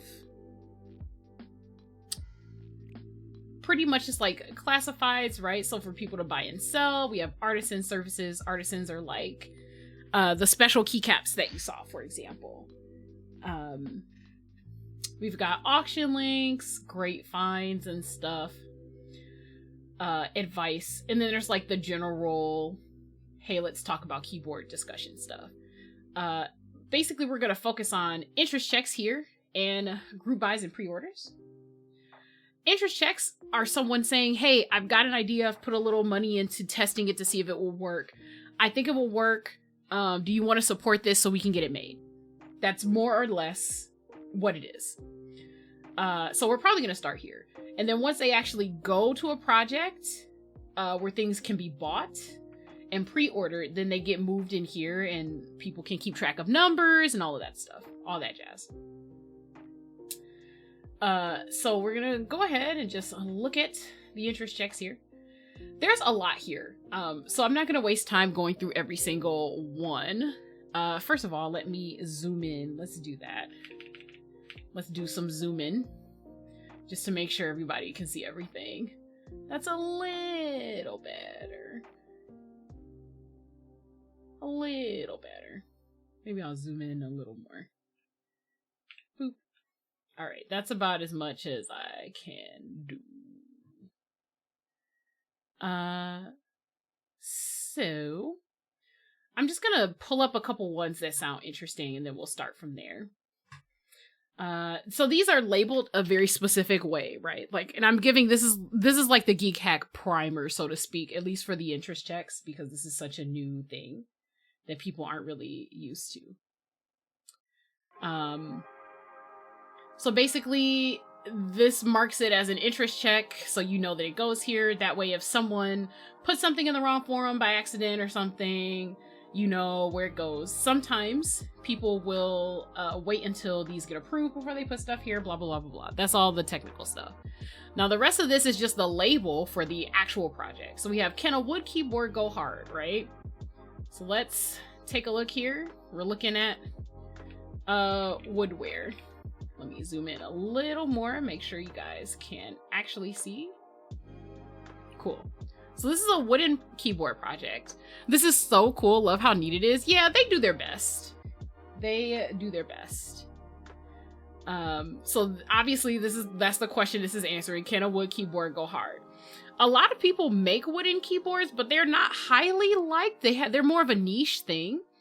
And part of the reason why they're so niche is because wood has a very specific sound, and denser woods in terms of trying to control the sound are super duper expensive. In some cases, it can be harder to source wood, like certain types of good wood, than it can be for metal. And just in terms of like the precision that's necessary. And then also there's the degradation factor, right? Like wood changes and warps over time. So things might not show up exactly the way, or down the line, they won't be the same way they were when you first built them. And for some people, that's like a huge problem, you know? So we got a table of contents here. So this person is like super duper, a super duper organized one. Not everyone's is so organized. There are some keep snobs, so to speak, that want their interest checks to be like professionally done. And I'm not saying that they all have to be like this, but the goal of getting someone interested in your potential project, you should be able to show them that you put it effort, like actual effort, into making this project like a thing that could realistically happen. So there's the Discord link for the group of people who are running it, or the person who's running it. And then there's a interest check form. So we fill out forms. Basically, the interest check form is a form you can go to fill out if you would buy this, so that the person has like a realistic count of generally how many people would be interested.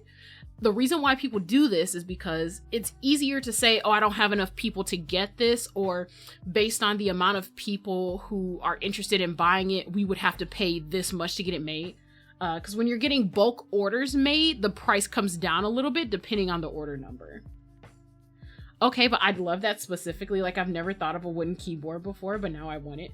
There's some really nice ones that have been out, but, you know, it kind of depends. Like, I think the best I've seen are, like, keyboards that have wooden elements on them, like badges or maybe, like, an accent or something like that. I don't know. The sound of wood has never really been my style, I'm not gonna lie. I don't even know how to pronounce this. It looks like Gweed, but like probably not. That Y, I don't remember what the circumflex on it means. But anyway, okay, so we're not gonna read through the entire thing, but I want to give you like a sample of like why I really love the keyboard community. So it says TDLR for Simon. Simon is like a really big person that gives technical reviews, and he's notoriously kind of a hard ass. He's very realistic about value to the buyer versus what he knows about manufacturing costs and stuff like that. So this note is specifically for him. They're like, hey, we know you might look at this at some point, but here's an explanation of things. So we've got, wood is an obnoxiously difficult material to make a non-tray mount keyboard out of. It was a very silly idea, but I hope I've managed to overcome the material limits and machining challenges to share with everyone this passion project of mine. Grown, designed, and machined in Taiwan. The Gweed, ? I'm pretty sure I'm saying that wrong, is a gasket mount wooden keyboard that represents 14 months of development in a board that I hope many other wood lovers and keyboard hobbyists around the world will enjoy. So that's really cool. I will say, my God, okay, so when you have a tray mount, I just want to say this first. A tray mount keyboard basically has posts in the middle of the board, so like in these sections, where you can screw stuff into the board to keep it attached to the bottom case. In some cases, a tray mount just gives you a flat area where you can just lay everything down, and the only real support the PCB has is to just be sandwiched inside of the case. So it's usually those two type of deal. So to create a gasket mount has like, as you can see here, these grooves, right? These little grooves here, you could actually put a gasket in there. And because these are such precise cuts, it's so hard to get these accurate on wood. Like, the quality control has to be crazy. And you have to pick a specific wood type so that it doesn't, you know, like break or crack in the process of getting all these small cuts and indentations in. So that's crazy. So yeah, we've got a Y wood here. Basically, it says here, the proximity to nature, in particular the surrounding forest, in combo with the storied legacy of woodworking in the small town we reside in. And lastly, the rise of woodworking channels on YouTube inspired me to bring more wooden products into my life. So there's like a story behind this. That's so cool. I agree. The whole thing is actually cool. So they talk about the material here. They pretty much give you, especially for someone who knows that wood is hard to work with and isn't great for a keyboard material, or at least is difficult to deal with long term. They talk about the project journey so far, so we get an explanation of how many prototypes they've done, etc. And then material talk. So they talk about what type of material they're using and why. And that's great. And then they have bonus material configurations. So it looks like this is epoxy. Yeah. So a small run of epoxy and Taiwanese hinoki material cases. So he's basically experimenting. It says there's going to be between 5 and 10 units of this. So it'll probably be like a, hey, you can snag it first sort of thing. Who will enjoy this board? This is very well organized. So yeah, basically anyone that enjoys string instruments, it says here, or wooden products. They like the earthy qualities of, anybody that enjoys the earthy qualities of wood might like this. So then they give you the plates. Now the plates seem to be made out of like the usual material. No weird wooden plates here. Wooden plates would be like, my god, it's me, I will enjoy the board. It looks like it's supposed to be leaf spring. That's a type of mount. And they've gone with FR4. So FR4 is the same material that like circuit boards are made out of generally. And it's a denser material, so usually you get a deeper sound out of it. It says here that they're gonna have another version, but they're not sure. It says PC, Palm, Alu. So these two are the plastics, PCs and Palm, and then we have the Alu right here, right? But it says they need further testing, so they're not 100% sure. So we'll definitely be getting an FR4 plate. So this is going to be a deep sounding board, basically, from what I can see here. They talk about layouts. This is normally something that we get here. I'll go ahead and make that a little large. It's basically, ooh, it's taking a while. Okay, there we go.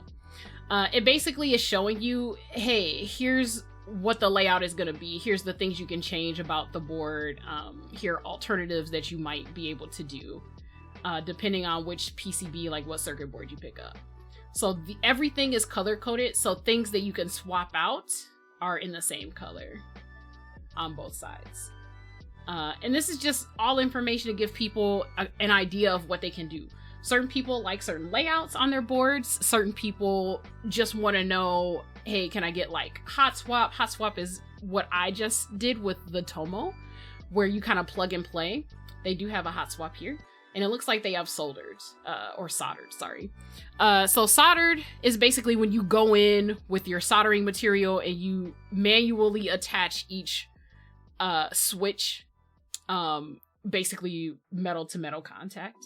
Some people really enjoy that, and you can be more versatile in where you put the switches when you do it yourself. So these are all important things.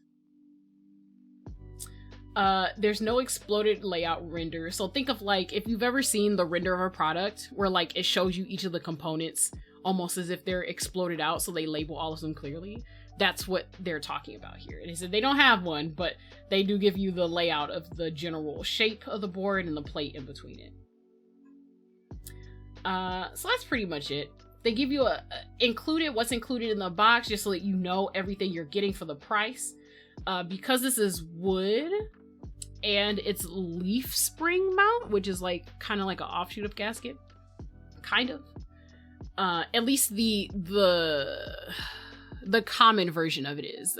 Leaf spring is kind of a complicated thing because there's different versions of it. I'll leave it there. But the pricing is between $380 and $420 for an MOQ of 50. So that's soft capped around $200 to ensure a realistic delivery. So basically, the price is going to be somewhere between here for base 50 units. That's the minimum that they have to order to be able to get something within this price range. And if they happen to get more people who are interested in it, $200. And then the Taiwanese Hinoki epoxy version, $650. Goodness. Due to the greatly increased base cost of the materials. Yeah. And they said they were only doing 5 to 10 units. Probably a raffle. So they're telling you how it's priced and how they're going to do the board. It looks like this is a group buy, so it's just going to be like a crowdfunding sort of thing. They've got credits and special thanks. And then a change log that isn't filled in because they haven't had to change anything yet. And current progress and stuff. So this is basically like the anatomy of like a well put together interest check. So I'm not going to go over every single piece of the IC when we like going forward, but I did want to outline like this is generally what it is. I will leave this up and we'll go to the next sort of interesting thing. Let's see. We've got switches. It says pre-interest check stage, so they don't have like too much to show yet. It's basically just an idea, so we'll skip that one.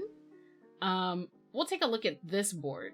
I was tempted to grab it. I talked about this earlier on Twitter, so I want to show the thread for it. Alrighty, so let's enhance. This is the Aquila, I think is how it's pronounced. We'll go in one more time. The Aquila. And it's super wide. It's a wide dealio. So they've got renders here, basically. It's just a very classy, minimalist sort of board. It's got these, like, hard corners. It looks like it's floating because it has this bottom piece here. Let's zoom in. It's got this bottom piece here. This is the purple version. So it's like a wide-ass board that just has, like, a normal keyboard-sized base, so it looks like it's floating. I really like the idea of this board. This is one of my, I guess, like, I don't want to say favorite designs, but it's a design that I've been kind of looking for, that minimalist look. So we have other photos. I assume that this is a prototype that they cracked open and took photos of. And then this is the photo that I posted on Twitter, actually. That's so slick, though. Oh my god. Yes, listen, if I could fit it in my budget, I would actually just get it, but that's crazy. So the wide edges, the straight angles are what's doing it for me personally, visually. So like, I have so many keyboards already. If I had to just choose like my first keyboard, I wouldn't make it this one. This is not what I would do. Just saying. But because I have some already, like the that are like normal, quote unquote, with the rounded edges, this design like speaks to me. It speaks to me. I really like it. And they've got some different colors here. This is the exploded view that I was talking about earlier, so you can see like each layer of the thing. Let's see, can we expand this? Oh wow, that's way too big. But yeah, you can see each layer in this exploded view. And then it shows you like the switches that you would put in it on top. All right. That was a lot. Just to let you know like what you're gonna get with it. And it looks like there's that little badge right there. And then this is the base, and this is the long part that sits on top. I watched someone put this together actually, and I wasn't sure. Yeah, it's a lot of different layers. So if we look here, we've got this technically doesn't count. This badge is gonna sit flush with the base. So we have this base. It looks like this is case foam, maybe? Yeah, this has to be like bottom case foam. It looks like this is the plate. Oh no, I'm sorry. This is the PCB. So this is, let's go in. Right here is at the like right above the purple base. This is bottom case foam. Then if we move one up, that would be the PCB itself. Then it looks like they have a layer of PE. That's this ultra thin layer right here. It's basically to control the sound. It creates a certain sound signature that's very popular these days. And then above that, we have the actual plate. That's this thick piece here. And then, oh, I'm sorry. That's wrong. Plate foam. This is plate foam. The white portion here is the actual plate. And then we have the top case. So from top to bottom, without me fucking it up. Top case, plate foam, PE foam, the PCB, case foam, and then the actual base, the bottom case. So that's what we got there. We've got specs here. It does wireless, so there's going to be a battery somewhere in there. They tell you the material, it's aluminum. They give you the approximate weight, and that's probably pre-built, so it'll probably be closer to 3 pounds once you put everything inside of it and put it together.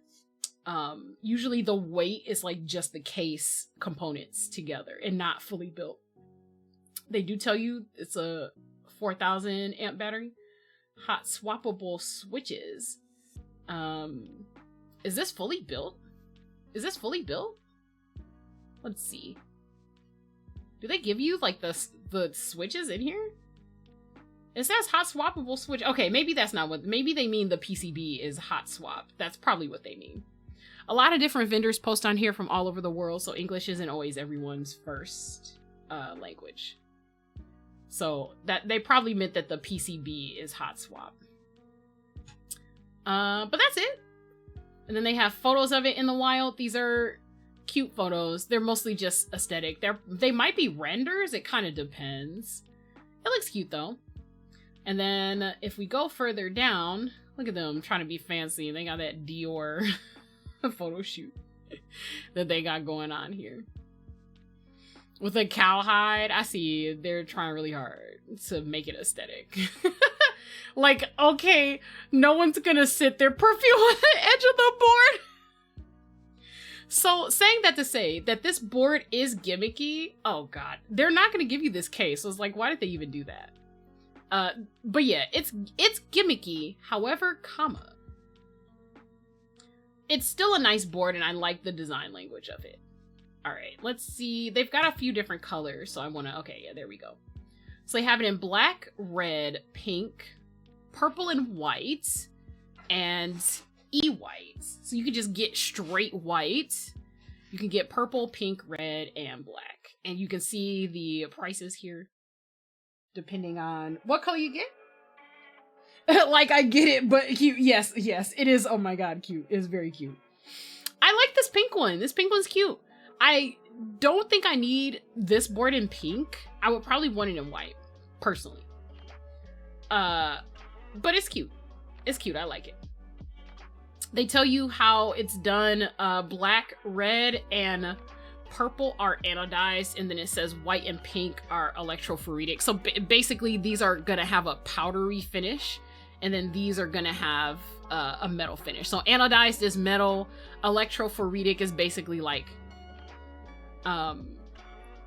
you're gonna have like a more matte color signature on it instead of metallic. Alrighty. Moving right along here. We have the Kosa TKO. Let's see. We've got... These are probably... This is a keycap set because it says GMK. Here's an interesting thing. Flower Journal. That's a keycap set, so we can take a look at that. And I will also take a look at this Vixen just because I think it'll be interesting. Let's open up a couple more. We'll do Studio because I have one of their boards, and it's been on stream, so we have like an idea of what their quality is like. And then we'll take a look at a couple more. I do want to pull up Scarab. It's a project that basically got put on hiatus. I'm very sad about it, and I just want to talk about how much I love it. Let's see. We've got the Wrist Breaker TKO. Let's see how it's wrist breaking, how I be breaking these wrists. Aeroboard 70 went on sale recently. It says in stock live here. Because they went in stock instead of doing a crowdfunding sort of thing. So they must have found an investor, or the person who made the project had enough money to invest, which is like buku money. Oh my god. Let's see. I want to try to have a couple of different ones. Are there any other keycaps? We have classic gray. We'll put that on. Why not? Alrighty. So moving right along here, we've got this flower journal here. Sorry, I'm zooming in to make sure you guys can see it properly. Okay. So, the theme of this, it's looking like gonna be a flower journal. Oh no, it's my favorite color. Oh no, it's very chartreusey. Chartreusey, yeah. Oh no. That's so cute with the little, oh, with the actual plants on it. Is it actually gonna have the plants on it? I think it is. That's crazy. Okay. Yeah, so this is the base kit, and it actually has the plant prints on there. That's nuts. That's nuts. We're gonna zoom in on this one. Look at that. Look at those plants. Right? Right? That's hot as hell. I love that. Oh no, I'm not even a plant person. I just like the novelty of like having the different plants on them. Like, that's crazy.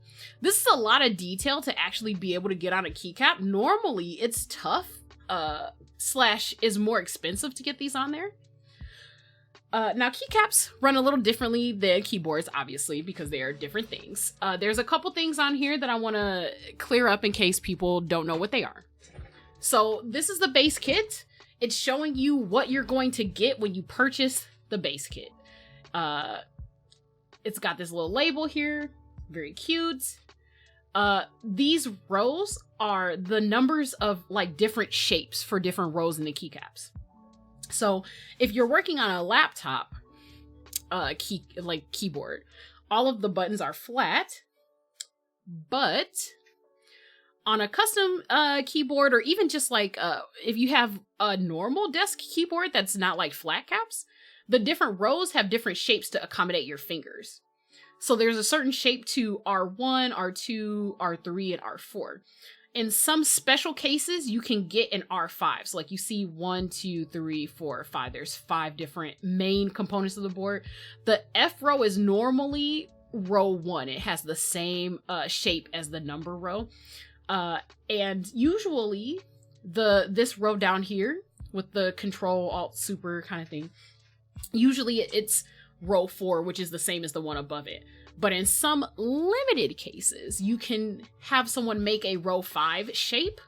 It's just pretty rare because it increases like the cost of the set since you're doing a separate shape for the 4th row. But it does exist. I've seen it. These are alternative sizes that you can get for different things. They have bars on the F and J, it looks like. They have a slightly smaller tab because like everyone's keyboards are different, right? So these are like the most common types that you'll see. And usually people will do their stuff based on that. So like the most common types of keycap sizes that you need for different board shapes, they'll try to include them all in one kit so you don't have to buy like a million of them to cover your board pretty much. They also give you the row shapes for these here, which is important. Because like for example, my keyboard, really quick, let's flash back to it really quick. So see my keyboard here, we have this row here, which is like, I've made this delete, home, and function, right? At least it should be. I can't tell if it's focused well enough. Yeah. So because I have home here in this row, this would normally be R2, right? This delete is R1, this row is R1. So sometimes they offer alternative shapes for things like these in case you have a keyboard like this where you have this side column and there's extra keys there. Like, hopefully that makes sense.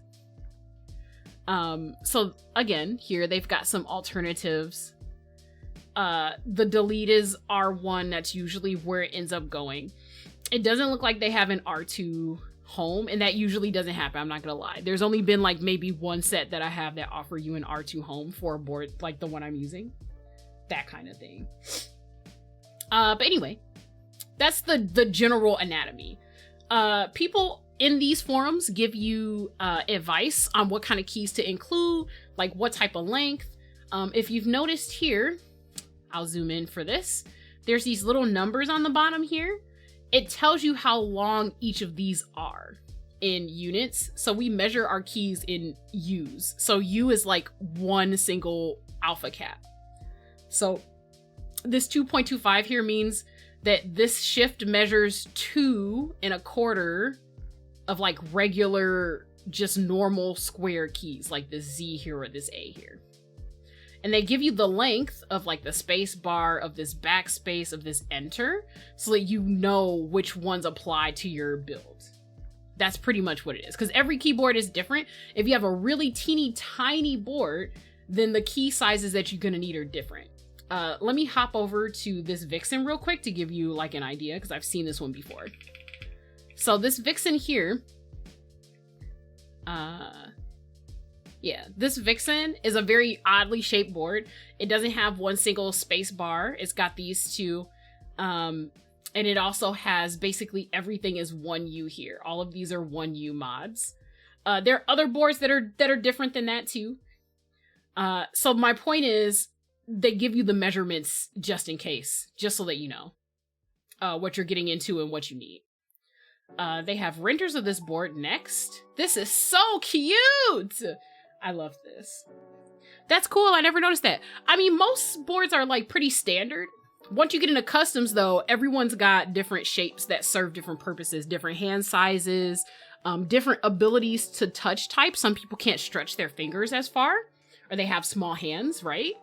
And so they prefer smaller keyboard sizes like 60% that don't have arrows, or even if they just prefer more compact where like the keys are shorter. Hi, 16-bit. Yes, it's keep time. We're going over a few different keyboard projects from the Geekhack forum, which is where a large portion of people like spend their time pitching ideas and stuff. This is a really gnarly key set that has these little like flower motifs going on there.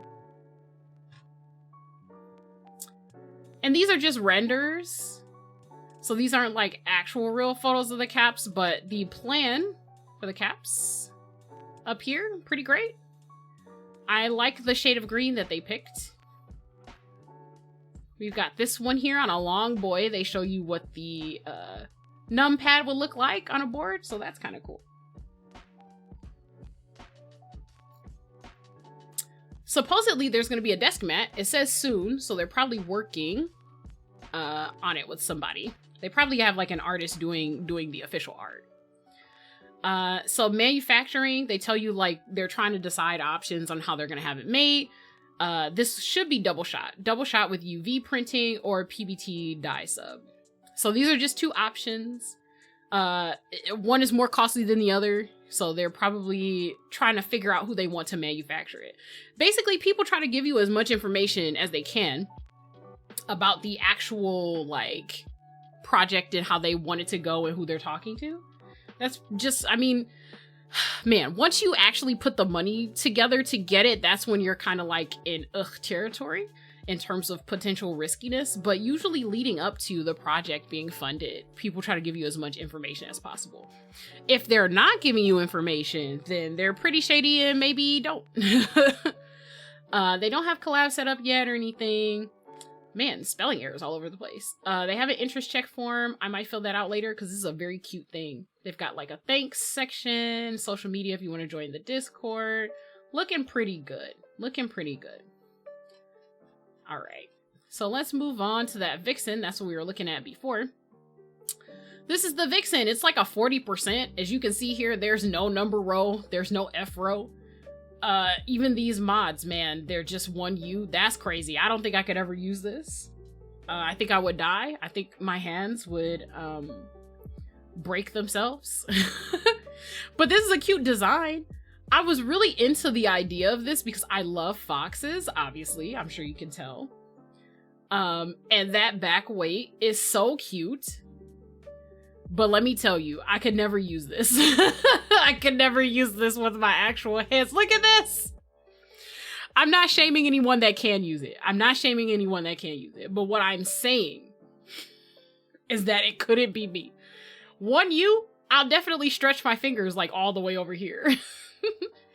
I do have a 45%. It's not tilted like this though. I just, man. That's tough. I don't know. I at least need my arrows, and I don't know. The 45 that I have has regular sized mods on here, so that it's basically only I guess like I don't even know what to say. It's basically just a regular keyboard except it's missing the number row, honestly. It's not especially compact like this one is. They've got it rendered in different colors. This looks kind of like a rose gold. I don't know if they're actually going to sell it in this color though. They should. This looks incredible. With that like gray set on, this is like a creamy sort of white, like a milky white. I like that. That's dope. That's a great color. It says color options from top to bottom. Oh, they are offering it. Promise Ring is the name of this color. Man, I really wish I was a 40% user because I would consider this. It's a gorgeous color. So they got the layout here and other options. I mentioned this before, but they tell you basically what options you have on the layout so you can see what you're doing. This only tells you what comes default on a board, right? So you could change these if you wanted to. But it just tells you what it's pre-programmed with. They've got a couple typing tests. Let me pause. Let's do it. Let's actually take a look. Let's take a look. There's a version of this with no plate foam. Let's look. It's probably... Oh. Huh.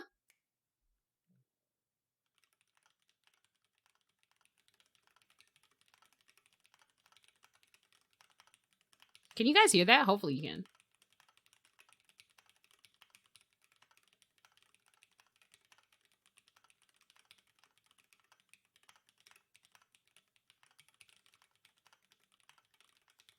If I need to turn it up, let me know, because I will play this again and turn it up so you guys can hear it. That sounds pretty nice, though. I like that. That's cool. I have no complaints. You can hear, yes? Okay, great. I don't want it to be too loud. I don't want to, like, fuck with my levels, my volume levels, but I will if I have to.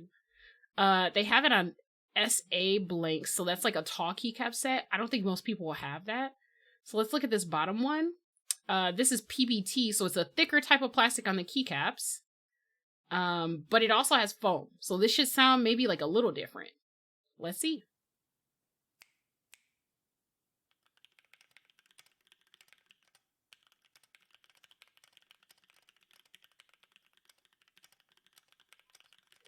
It's like a tiny hint. A hint of deepness.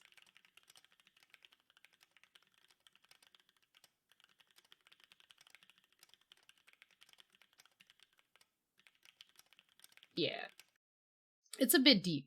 Let me actually, I'm going to open this up just to hear the difference.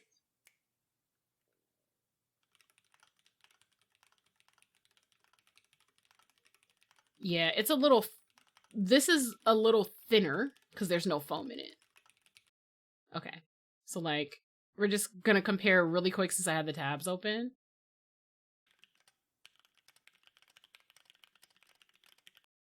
And then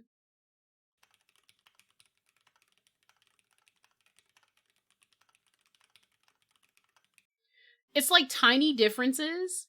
I will say it's easier to spot the differences when you, one, have headphones in, and two, when you've spent time listening to a lot of keyboards.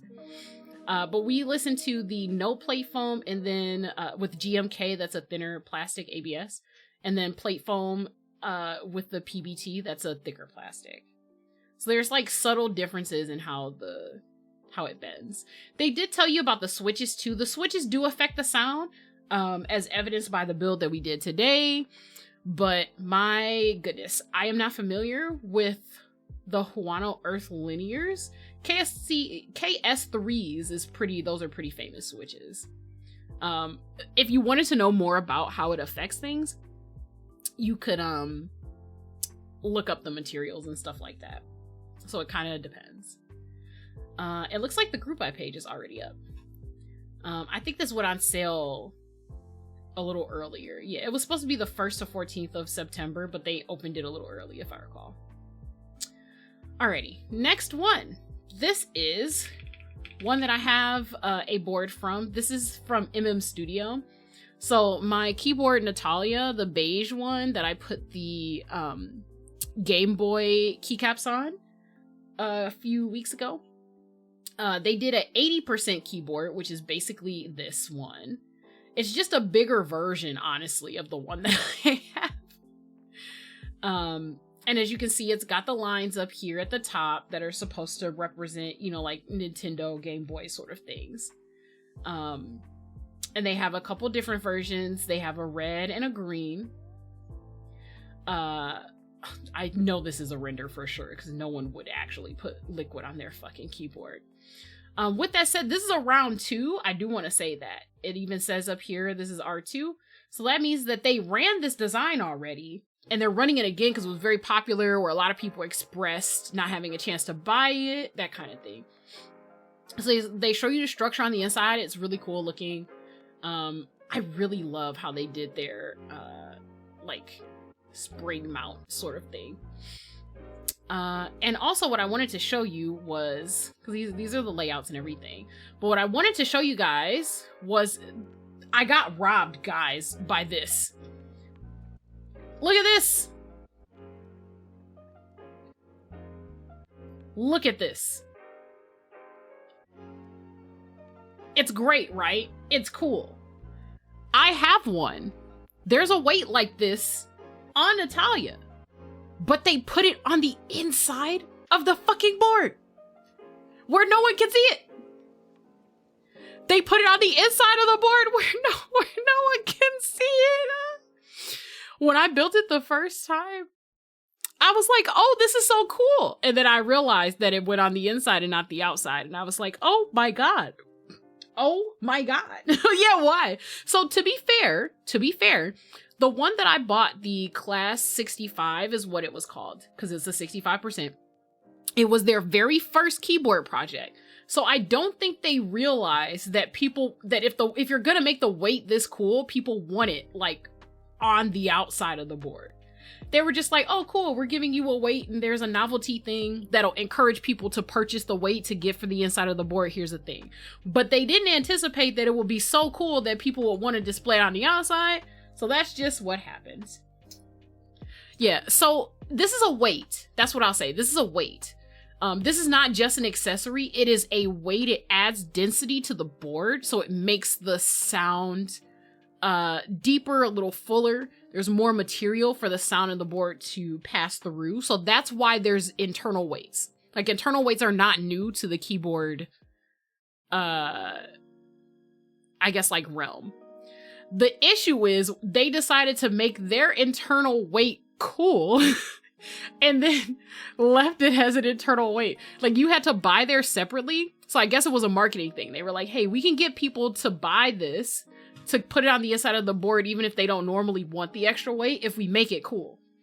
And then people were like, yes, but it's so cool. Why didn't you just put this on the outside? I would have bought it anyway. And that's basically how I felt about it. So when they did the 80, this is the version that came after the 65. They were like, okay, we've heard you. We're putting it on the outside. There you go. But by then I had already purchased the 65. And I just, there's nothing I can do about it. They just miscalculated how popular it was going to be. I will say that my weight doesn't have these really cool game graphics etched on the front or printed on the front, whichever one it is. I don't actually know if this is just photoshopped on there or if they're actually going to decal it on there. Mine was blank though. I will say they added the screen and everything too. They did have like the outline of a screen kinda on mine, but my weight was smaller because my board is smaller. So there wasn't quite this much space in the middle. It was just kind of like a nondescript rectangle. And yeah, they've obviously improved on the design, but you know, womp womp. If no one had bought the first keyboard, these wouldn't exist. So I don't regret it at all, but you know, that's just how it is. So then we have what you get in the kit. They tell you everything that you get when you order this. The internal weight, they did a separate internal weight that's just a block of stainless steel. And then you get the external weight. It's also possible that this might just be etched into the case also as well. Let's see, you get the PCBs, you get a daughter board, case foam. So they give you foams and everything. Screws and tools, so they give you stuff you need to put it together. That's very nice. And the kit is, for standard, $355. So it's a really good thing. You're getting a lot of value for this. They're giving you pretty much everything you need to put it together, except the switches and the keycaps and the stabilizers, which is normal, by the way. Those things normally don't come with your boards. last time they did this, I think they ran like novelty keycaps to go with these. I don't know if they're doing that this time. But a lot of people have been waiting for them to bring this back, so that's pretty cool. So we got more renders, more artsy fartsy stuff. Some of these look really good. I really like these shots. You can see like the little, basically it's a bezel that they have here. It's like a downward angle on the bezel. They show you the overall silhouette of the board so you can see what it looks like. And then, you know, like more photos. And then the front and the back side by side so you can see what they look like to compare. They got it in different colors. It's a pretty nice, well-rounded keyboard interest check. I don't think they're gonna have any trouble getting people to buy this. One thing I forgot about this. They put a solenoid and a buzzer. Yeah, they sure did. So a solenoid basically makes a beeping sound every time you type, and the buzzer makes a buzzing sound every time you type. So they made this compatible with that so that you could put that in the board if you just want to hate everyone. If you want everyone in your vicinity to hate you, then you could do this, I guess. I don't know why they decided to do this. They did this on the first round too, but people liked it enough. All right, enough about this one. I'm moving on. We have the Scarab. This one I'm bringing up because I'm sad about it. The person who started this decided that life is too busy for them to actually continue this project. But it was really cool. This was going to be the weight. This was going to be the board. It was going to be a very simple board with a really cool weight. Man, depression. Yeah, that's pretty much it.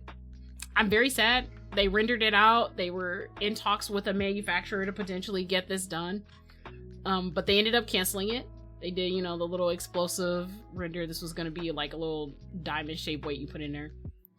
I'm not going to linger too hard on this one. I just wanted to show it off how it looked since it's not being made. Depression. So, that's it. I'm not even going to keep this tab open. I'll close it because it's not being made. Will they come back, you think? I don't know. Let's look at the ending message. So it says here, regrettably, this project is unlikely to be completed in the foreseeable future. Therefore, I'm going to lock this topic. However, I want to thank all my supporters. It's very nice. Perhaps Scarab will come to fruition one day, but for now, I'm shutting the project down. Thank you. So, depression. As you can see, I'm the last person who commented on this. In fucking July, I was like still excited about this theme.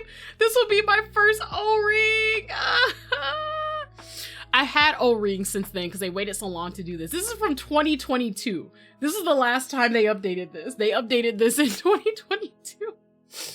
I had a feeling that it was shut down when I hadn't heard from it in a while, but I mean, you know, it'd be like that. So it depends. Sometimes people can come back and like restart a project, but sometimes they're dead. Like it's honestly all up in the air is what I can say. There's definitely been projects that have been on hiatus for years and someone will say, hey, life struggles are done. Let's do it. And then there are others where someone will take over. They'll say, hey, I think this project is really cool and I wanted to run it. So I'm going to run it instead of this person. I got their permission. I have all the files. We're doing this. Here's who I'm organizing with. And then sometimes you just get a, nope, this is dead. Please don't copy it or anything. If I do come back, I come back. But if not, please, this is dead. This is my creative thing. Leave it alone. So it honestly depends. If more people had commented on this thread, maybe he'd be more interested in passing it along to someone. But this person's been working on some other projects. So I think there's just not enough buzz about this out loud for this person to be like, I'm going to do it. So we'll have to see. We'll have to see. I will say there was another Egyptian themed board that launched this year, literally like a month and a half ago. So it's possible that they don't want to compete against it too, because it was definitely very popular. It's by the same person who made Kol Elna, my Egyptian themed board, the one that has all the embossed hieroglyphs on it. So that's pretty hard to compete with in terms of convincing people to also buy this one. So it might be better for them to try another time. That happens sometimes too. Alrighty, here we go. Wrist Breaker. So Wrist Breaker TKO. This is the next project. This is Bisaromi. I actually follow them on Twitter. Let me zoom in a bit. Alrighty. It's a high angle board that takes inspiration. Oh my god, high angle. From several classic customs. They spelled customs with a K. Oh my god. Okay, Biso, please. And these are all older, different types of boards that have higher angles on their boards. This is just a fun little meme project I did that I didn't think would go anywhere, but once I got the prototype, I was really happy with how it turned out. Not the heaviest board. It's a hefty beast. And it says this is going to be run and fulfilled by this other person. So they've got all the files together. It's about getting it made. So this is the V2 prototype. I want to see the angle though. Jesus, those are really big screws. Oh my god, that's crazy. This is more of like a basic box or wedge on box on wedge sort of thing. I want to see the side profile though to see the angle. There we go. Sheesh, look at that. That's very steep. Look at how tall the wedge is.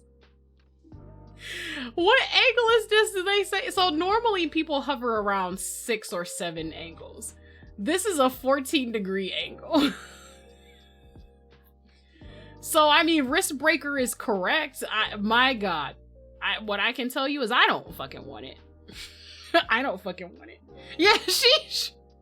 Sheesh. Just like, what is this? And they put the SA keycaps on it, so they put tall keycaps on an already tall board. I mean, I guess maybe the keycaps would help you with being able... In my head, I imagine you'd have to reach further. So you're reaching up and further to get to... That's a lot. That's a lot. I don't know about that, Chief. No. Yeah, that's a lot of angle. That's like twice the normal angle. You can keep that, my guy. So there's a couple of typing tests. I will pause the Muzak so we can hear the typing test. Here we go. Here we go.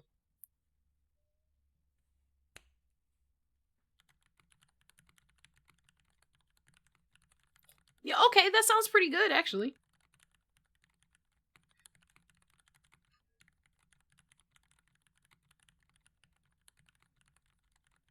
It's very bassy. Kind of quiet, actually.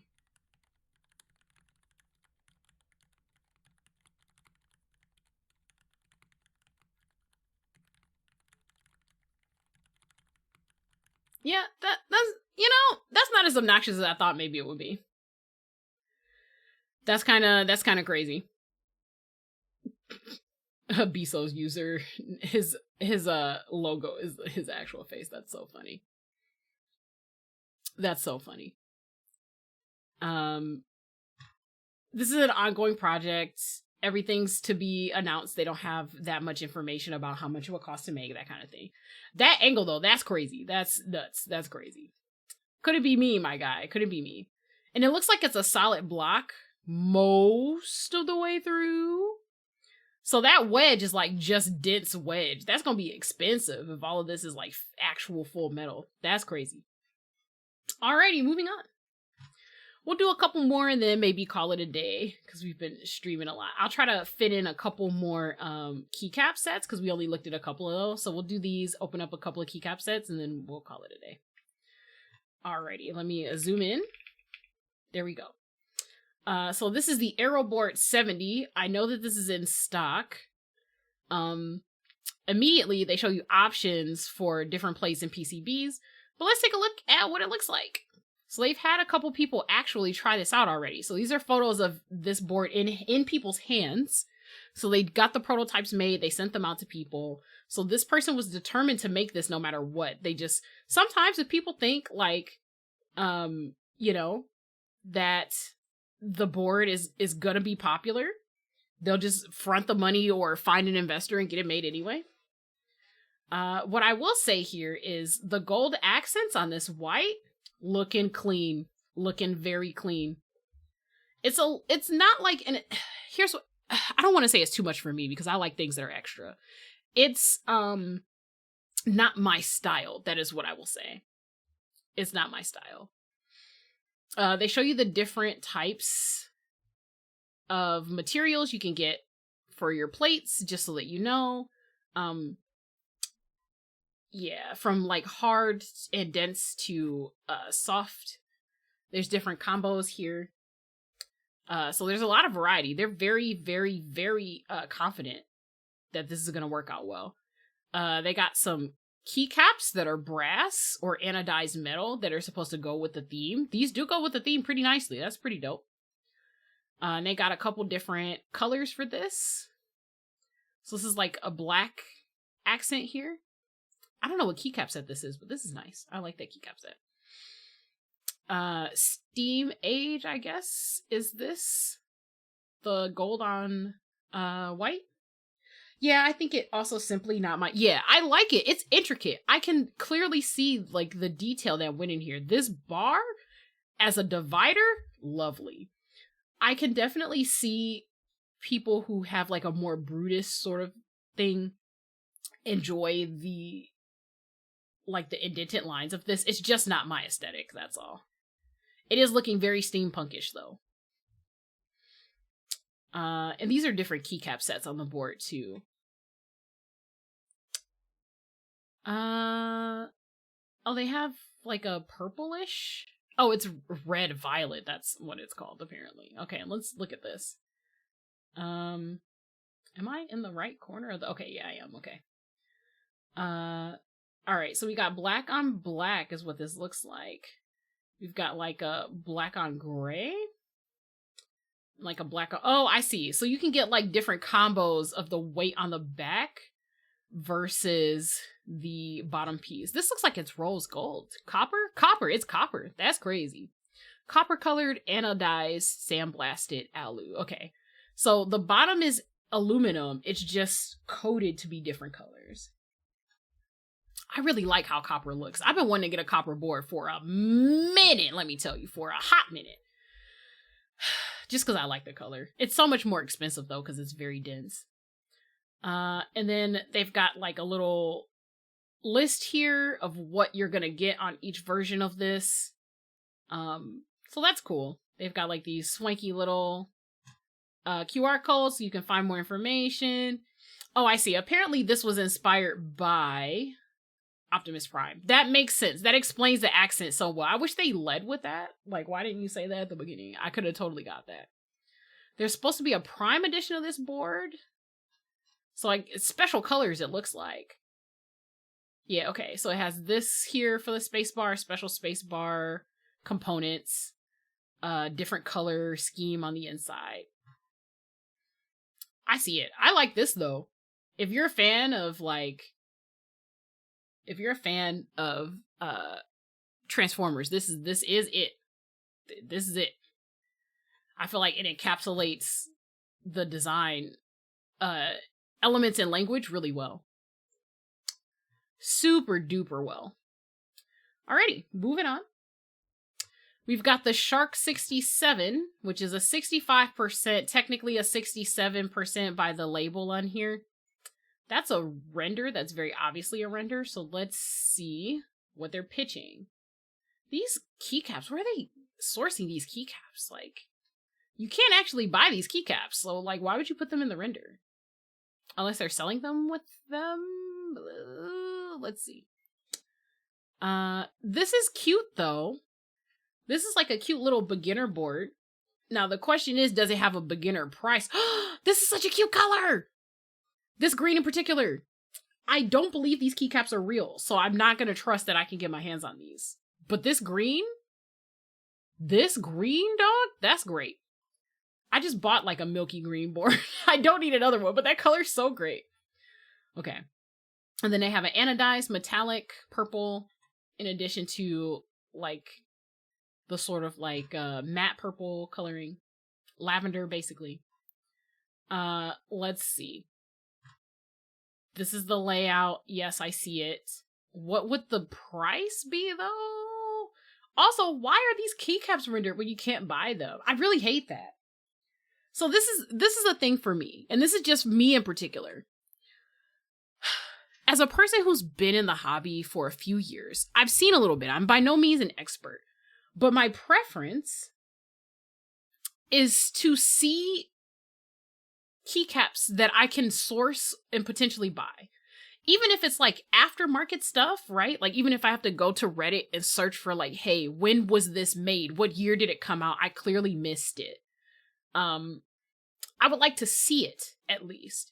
It's very frustrating for me when people do like custom stuff like this for the design. Like clearly this font is supposed to complement this weight that's here on the back. But I want to see it. Like I want to get this. And I don't know, maybe this was a set of keycaps that ran. These are like Olivia colors. Olivia is like an iconic gray white, this baby pink sort of color scheme. Basically, when people see those colors, they're like, oh, that's Olivia. But yeah, that's just disappointing for me in particular. I want to see if I can get it. Maybe I'll come across it in the wild, you know, like a year from now, or someone will be giving them away like on a Discord or something. I want to be able to keep my eyes out for something like this. So it's very frustrating. And I can see all of these are keycap sets, keycap colors that exist. I will say that much. They've kind of copied / borrowed, like famous stuff. Like I think this is Dracula. There's like a GMK Dracula set that has those colors. This is GMK Yeti, which was like basically a play on Yeti, and it actually has these colors. The gradient actually goes sideways, diagonal like that. I actually bought a copy of this set for a friend. So I've seen it in person. I know what it looks like. This is probably like a cheaper set. I don't think I've seen like an official big dog company set of this. But yeah, I like this. It says the price is $110.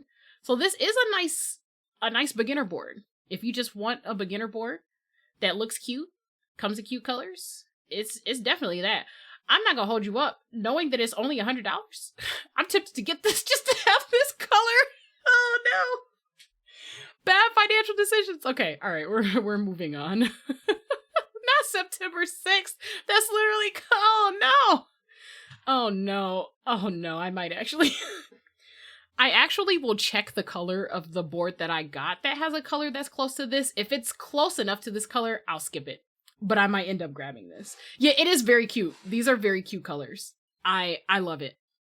I love these. I don't need another 65 though. I don't need another 65. Anyway, we've got classic gray. PBT fans classic gray. Now I think this is supposed to be similar to the Game Boy one that I that I have, DMG. But this is a PBT version of that, and the purple is a bit deeper. It also has these beige ones instead of light and dark gray, so it is a bit different. It's different enough. I'm not gonna say it's like a ripoff or anything like that. But I'm not gonna lie, it's giving the poor man's DMG to me. But if you like these colors, then I think that's fine. I don't think there's anything wrong with them. It's going for a classic Cherry set. For people who don't know, Cherry is like a big keyboard company. They produce a lot of the OG switches that were used in like IBM typewriters and the first computers and stuff like that. They've actually produced a few keyboards too, a few of the old keyboards too. So we've got these Cherry logos. They did a little spin on like a little grape logo here, sort of in the same style. And they've got, oh, plum. Okay, so it's cherry and plum. Makes sense. So they specifically are going for a plum purple. What else do you love, TV 16-bit? Oh my god. I forgot about music. Oh no. I forgot about music. We turned it off to hear that sound test, and then that was it. So these are all the kits, basically. They have a base kit. They have a Latin base kit. So this base kit looks like it has Cyrillic text on it. And if you don't want that, they've got your regular Latin base with no other text on it. Oh, is it out of time? It might be out of time. We'll see. We'll see. I'm waiting to see if it comes through. We've got a number pad. We've got a heck of a lot of space bars. We got an international kit for people who are not in the land of the Northern Americas. And then we have a 40s kit. So if you have a smaller 40s kit, you can get all the keys you need in one kit without having to deal with stuff. I had better come through. These points don't grow on trees. Did it? Hang on, let me check. Oh, okay. Okay, it's not showing up on mobile, but I see you on here. All right, hang on. I literally just turned the music on.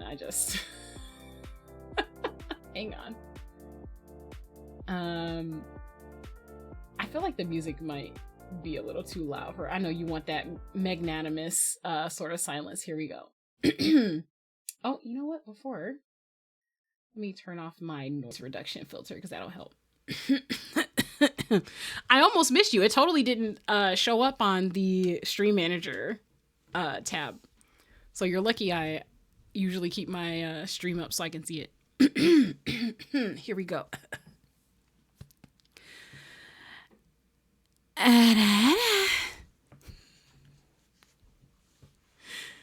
You know, you could just do it. I had to prepare. It's been a while. I haven't streamed in a while. I was trying to, you know. I'm lucky. Yeah, Dempa. Dempa's doing good, keeping things up. To be fair, they are mods, so. You've been blessed. What do you mean? I'm glad you enjoyed it, though.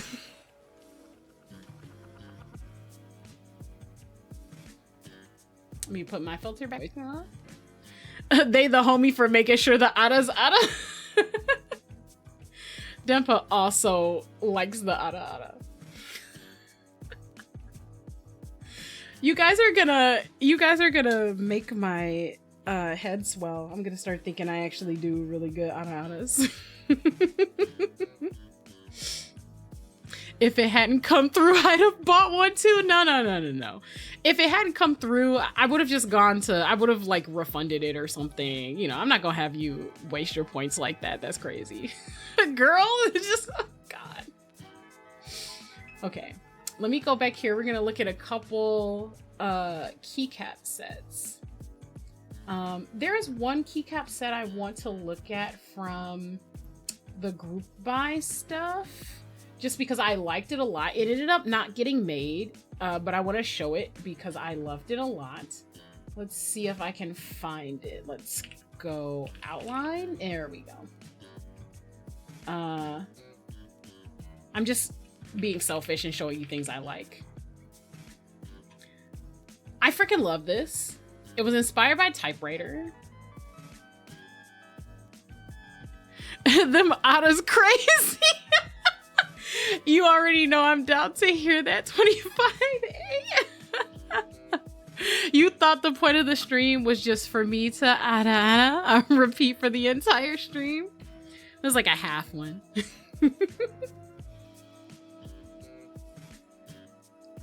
Ridiculous. But thank you also.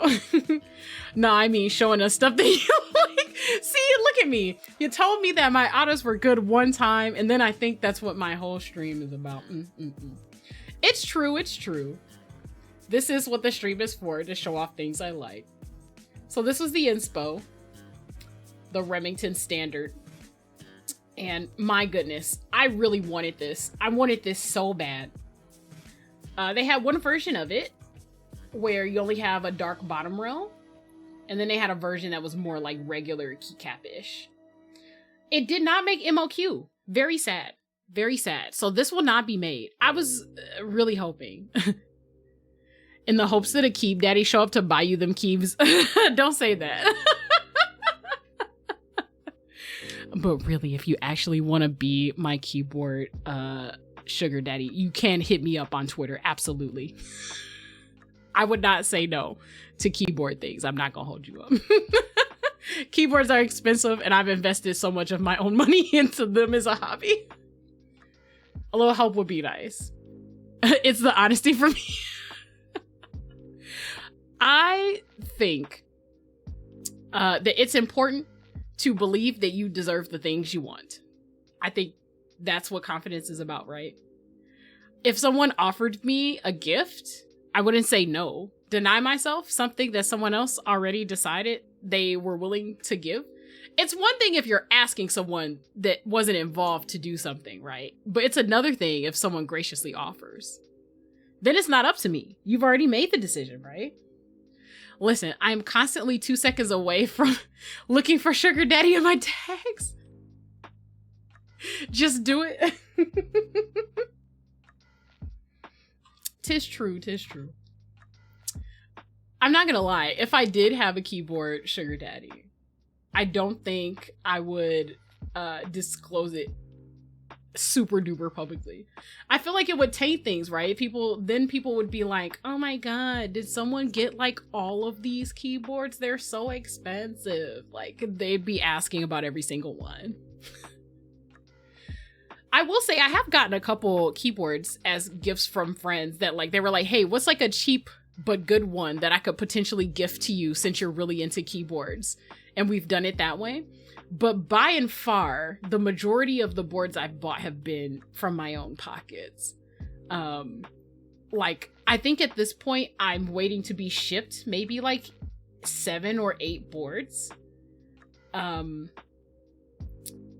like, I think if I had to total those who gifted me some, it would be, it's definitely like, we're maybe hovering in like 5 territory. And some of those boards are like so cheap, they were like beginner boards that I either no longer have, like I re-gifted them to friends who wanted to get in the hobby, or they were like halvesies, like someone was like, hey, I can't afford a whole keyboard, but I can help subsidize one, let me donate towards you getting one, or something like that. I don't know what I would want a sugar mama for because I'm too expensive to ask for anything. That's kind of how I feel about the boards. Although, to be fair, there are other interests that I have that are not keyboards. It doesn't have to be that. But, you know, the boards do be expensive, so it would help a lot. If I could find a sugar mama for streaming equipment, that'd be cool. Isn't that the dream? Streaming equipment is very expensive. Let me tell you, although I've definitely spent more on keyboards than I have on streaming equipment, I can say that I've spent close to 2 keyboards worth on the equipment, and I'm still like not happy. Yeah, see, now you're speaking my language. I need proper lights that can mount to my screen so that I don't have shadows going over, so that's a thing. I considered putting them on my throne, but I've got a couple other things there that I would rather have. And then I have a friend of mine has been talking about gifting me a Stream Deck. So hopefully that will happen. Mama, can I get that condenser mic with an external XLR input sound mixer? See, but I bought that for myself to be able to stream. If I could have not have paid as much for it, I definitely would. Like, yeah, I do everything manually right now. I haven't figured out how a Stream Deck would fit into my flow. I gotta figure it out. I haven't had enough time to experiment with things the way I want to. But yeah, I basically have a condenser mic with an external XLR input sound mixer. Let me tell you, it was not cheap. I actually bought it by accident. I wanted a mic that I could potentially also use for ASMR. I'm much too shy to do it at the moment, but I wanted the potential to do it without having to upgrade my mic.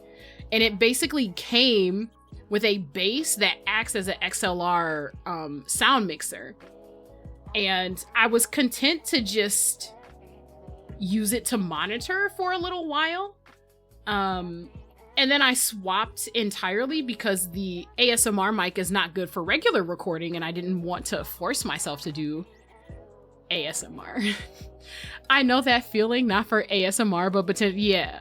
I also I'm not an audio person, so I really was just dealing with wanting to have as many possibilities to be versatile as possible, which I know is not especially a thing in audio, but I wanted to have at least, here's a beginner mic and you can practice this on it sort of thing, like just one extra functionality. But it turns out that it did not have the regular functionality. It was basically all ASMR all the time. So I had to get another mic. You really just think of the same as me. It's true. It's true. Especially because mics are so expensive. I mean, cameras are more expensive, obviously. But, you know, I already decided that the camera thing was going to be difficult for me because I'm not willing to spend $1,000 on a camera body. Or plus, you know. And there are some cameras that are okay. I may get another lens for this camera that I have right here and see about upgrading the quality that way, but you know, we'll see. Cameras, yeah, I'm done. Just give me the VTuber. It's the VTubing is also another thing. I went the cheaper route of, you know, doing the PNG thing. At this point, I think I've done it enough to know that even if I don't stream often, I would probably want a model. But like, I'm still actually dealing with and paying off some of the investments for stream. So I want to get that under control first before I consider upgrading to like an actual model. I've got my reference art. We've done all of those things. I want to just be able to sort of like kick back and have fun. And that's crazy with the cameras, right? Because if you're doing any top-down shooting, even if you have the VTuber, you still need a good camera. Just a good reference. It's an excellent reference. I love my reference so much. Don't test me. I'll pull it up on screen right now. Like, I will just actually put it up. I love my reference. The cameras aren't even where it's at. It's just, you know, people will complain about audio and visual quality, you know. Do it show the reference? Okay. All right. I actually will. I'm not gonna pretend that I don't want to. I watched someone take a model I gave them and made it twerk because of it. Yeah, I mean, if you've got the know-how to rig your own model, that takes some of the work out of it for sure. Let's see. I don't think I have that image just like hiding somewhere already. I do not. So let's make it new. Let's do... Yeah, luckily all of my folders are very well organized, so I don't actually have to go very far to get anything done, to be honest. My refs folder, here we go. Alrighty. I'm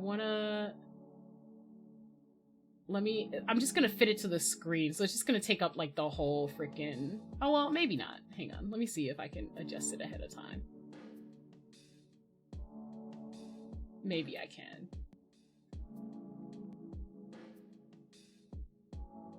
I got it. I have my stuff layered a very specific way. All right, here we go. There we go. Woo! Look at that. Sexy. Ugh. You can't tell me this ain't great. You can't tell me. Look at the detail. Kurisu! Hello! Posture check, I got you covered. Hydrate, I got you covered. Kissy. Mwah. Queen goddess love of my life. Dempa, please. Oh, hey, you missed the lube. There wasn't that much lube today.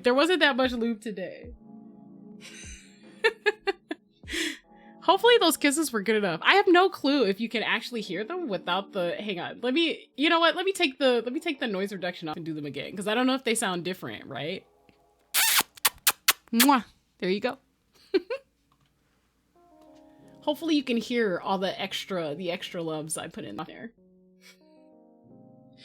Hey, Kurisu. We were talking about how lube would summon you earlier. It was Bez's idea.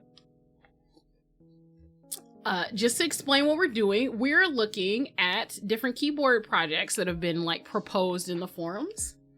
I'm showing off, we got sidetracked first of all, but outside of that, I am showing off a set that did not make minimum order quantity and had to be canceled, but that I absolutely love with all my heart and soul.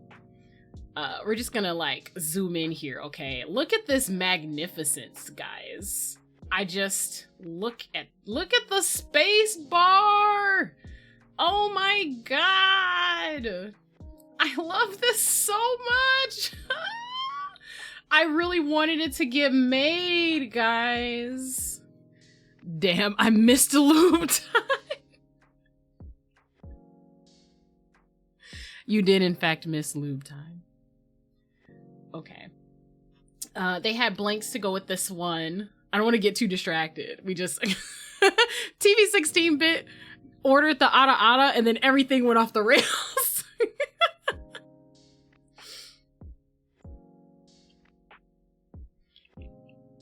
So like, yeah, I really love this set. I'm a big fan of typewriters. I used to actually type on one.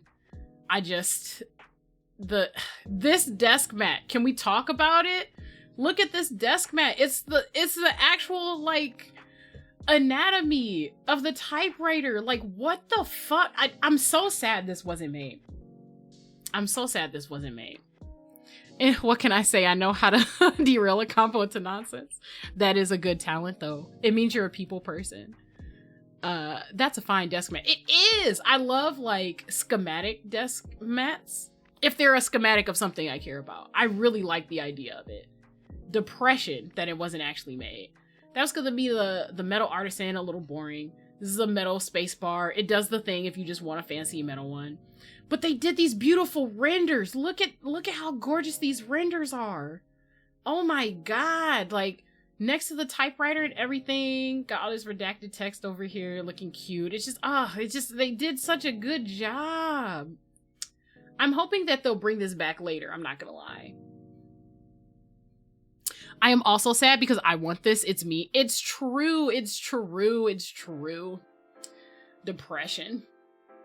So my hope is that they'll bring it back. I mean, these renders are like, they're just really cute. And then they've got, you know, some other ones on different keyboards. So you can see what they look like. I'm not going to linger on this for too long, but I loved it a lot. Oh, look at these are the samples. These are the actual live samples. These are what they look like in person. I cannot understate how much I freaking love these. Look at that bright red. Oh my god. I really wanted this to be a thing, but they didn't meet MOQ. I'm hoping that they'll try later. As you can see, I commented twice back to back. I was just like, please, please, please make this happen. For realsies. I need it to happen for realsies.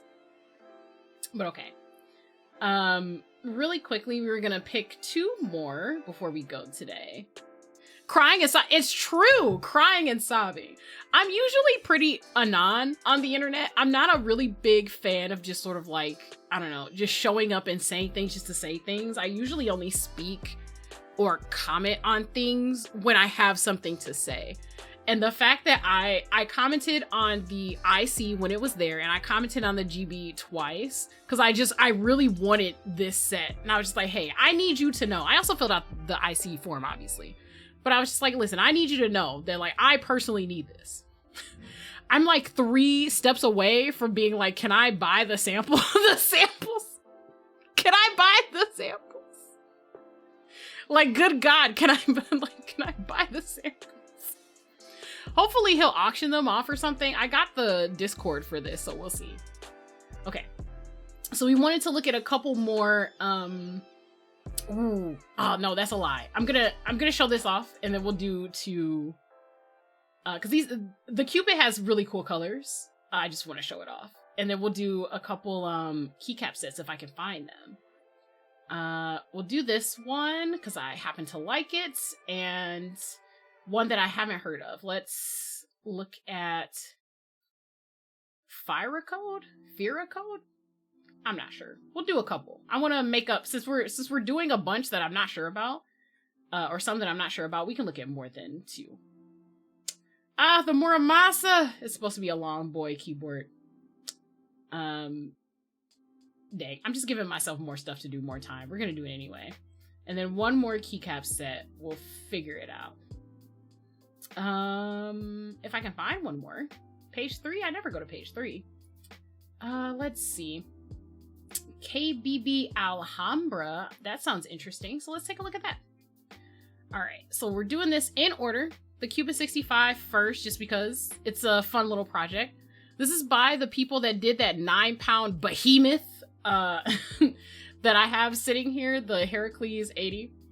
And they have these fun colors. I just wanted to show off these colors because they're really fun.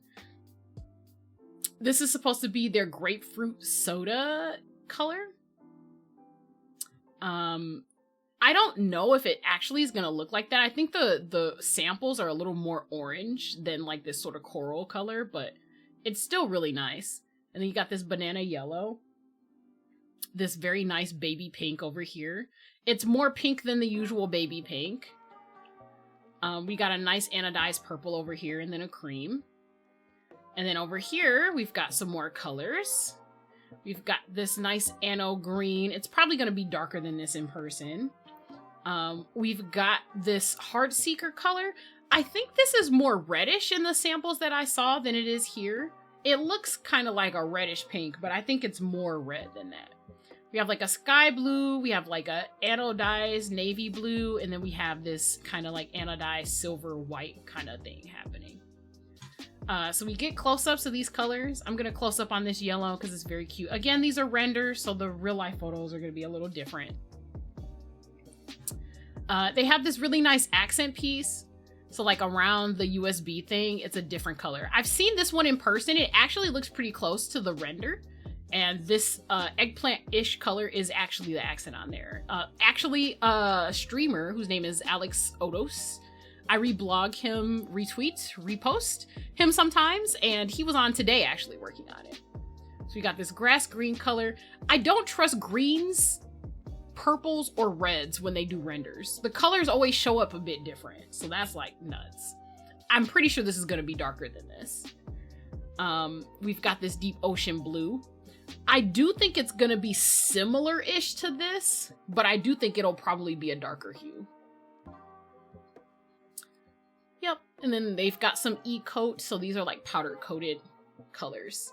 That banana yellow, looking good though. It's just a hard color to find on keyboards. You don't normally find banana yellow like that. And then we have this grapefruit orange. This is what initially drew me because this is also a unique color. You can find orange more, I'm sorry, not orange. You can find yellow more often than you can find orange in this hobby. So, you know, we'll just have to see. They got some special keycaps for the enter here. Since this is called the Cupid, it's got like the love theme kind of thing. These colors, yes, exactly. The colors though.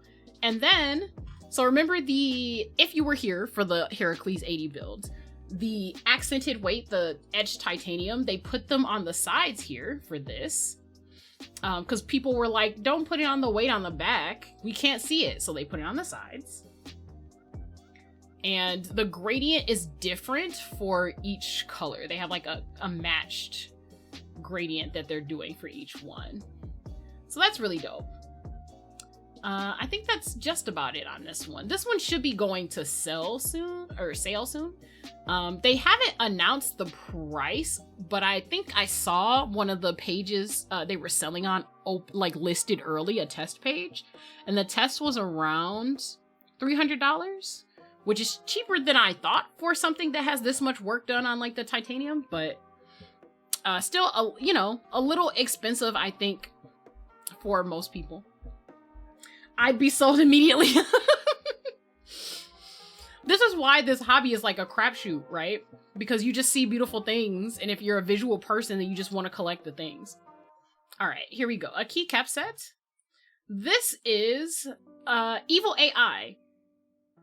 They provided this photo at first, but I kind of want to just show you the actual keycap sets. So it's sort of like a cool off-white. This is not white. I want to point that out. They have it contrasted with the white background so you can tell it's not white. This is like a cool gray, almost like a very light cool gray. But the theme of this is, in fact, Evil AI. It's got these really cool, let's zoom in really quick, like icon accents. I think these are custom icon accents, so they had to like come up with these to put them on these keys.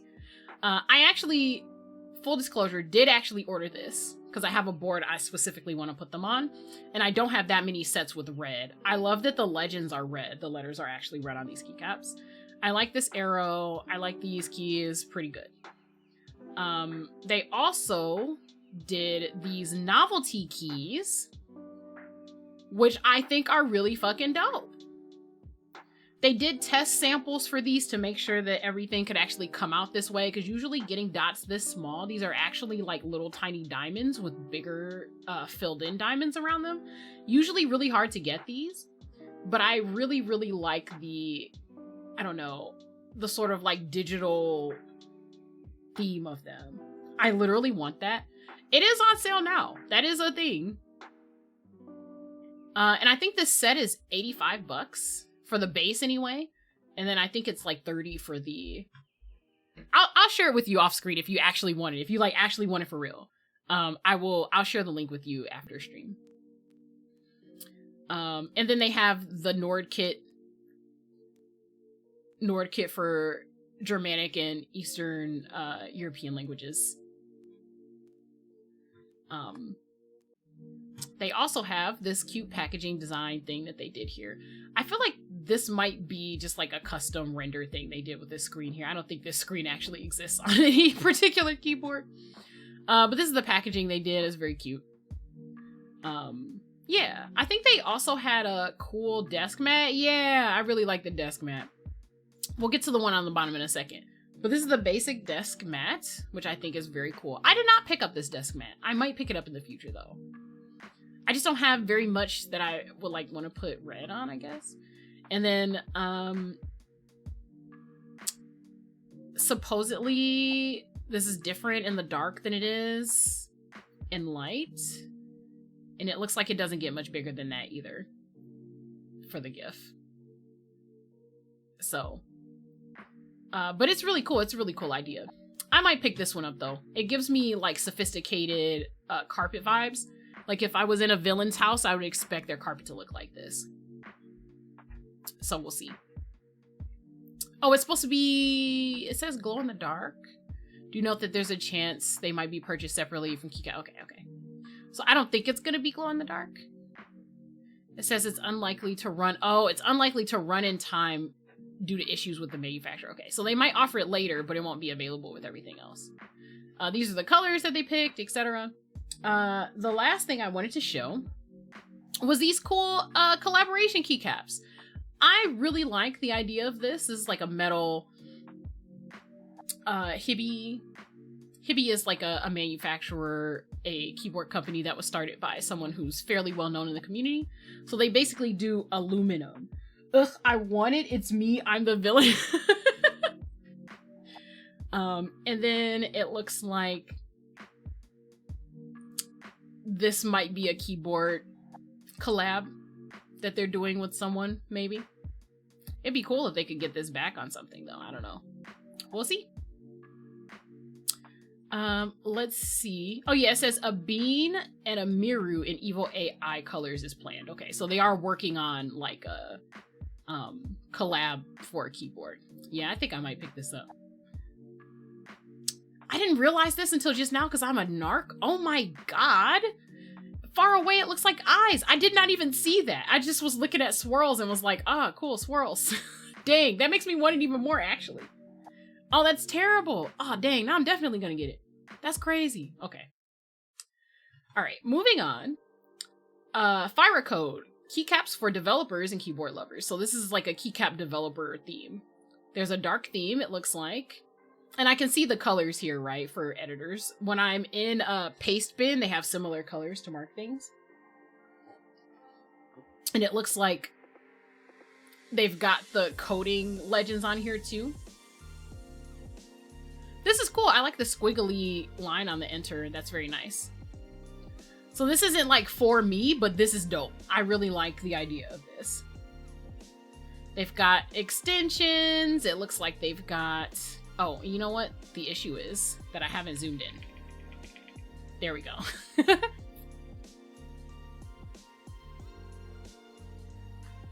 And then we have these accents. These accents look hella cool. I like them. Let's go. Hashtags, yeah, the arrows and everything. I imagine that these are like things that people look at regularly in coding, and I'm just a pleb, so I don't actually know what any of these are. But this is very cool. I don't know, Kurisu definitely does like coding and programming, but I think he's lurking now at this point. I will have to ask him if these are official things. Specifically this. This seems like it's got some hint of truth to it. Okay. And then we have these extras. The smiley face and the X's. That's the runtime error. The restart. Very cute. Very cute. I'm not a developer or coder in any way, for real. So this isn't for me, but I actually like this. And they also have a light theme. So it's all the same keys, just, you know, in the light colors. I'll take a moment to, you know, give it some shine.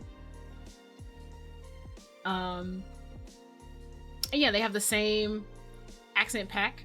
I would definitely want dark mode though. Dark mode is like my jam. Cool. So let's move on to the next keycaps that I have here. We have PBT Fans Tape and Radio 35. So I'm guessing the colors are gonna be based on this, probably. This looks very similar to another keycap set that came out before. I have no idea what any of that is. Let me see if it's a specific language or something.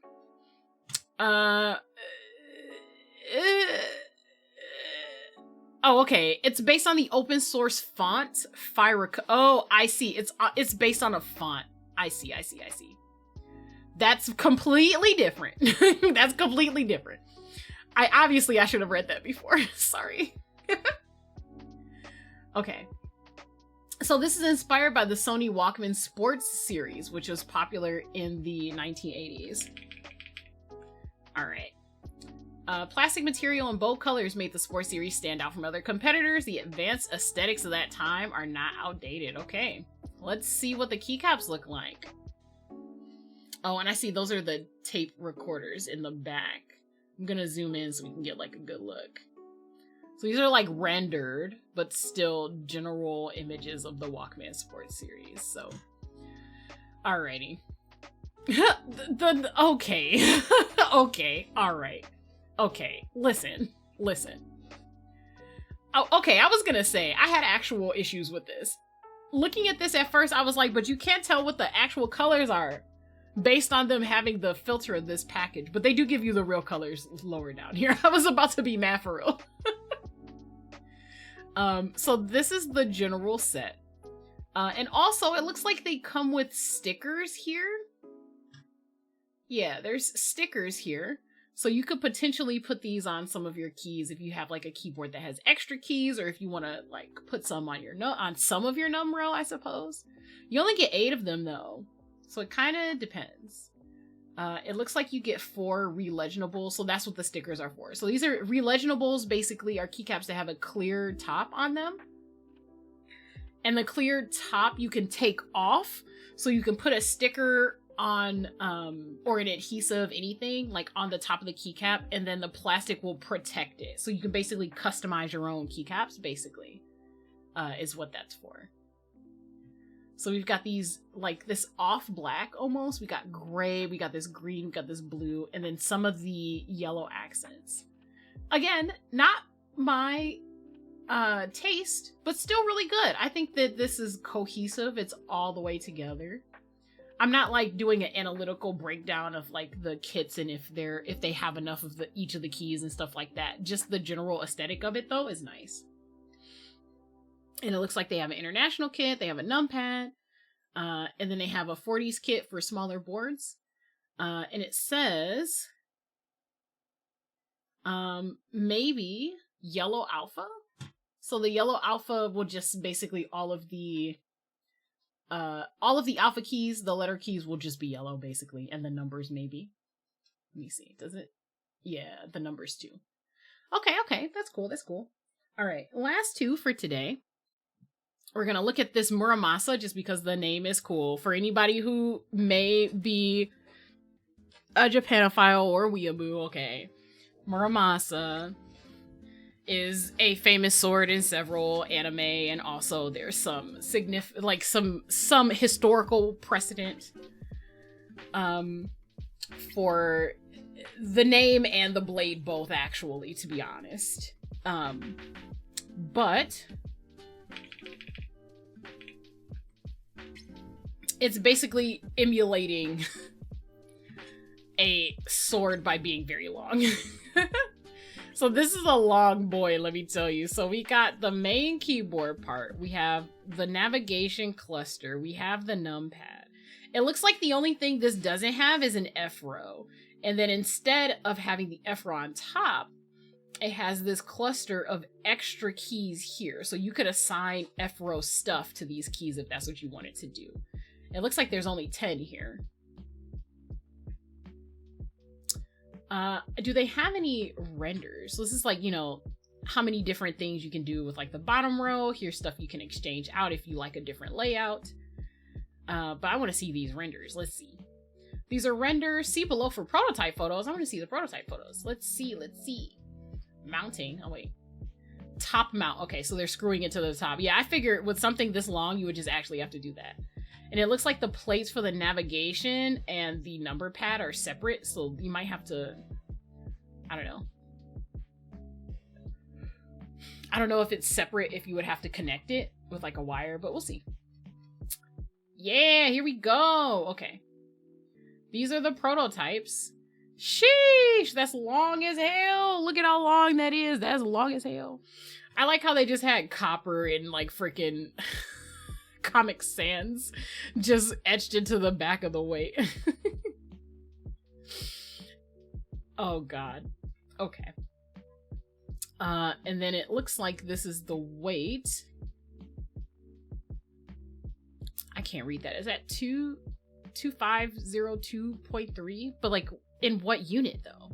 Grams? Oh, grams. Yeah, grams. Okay.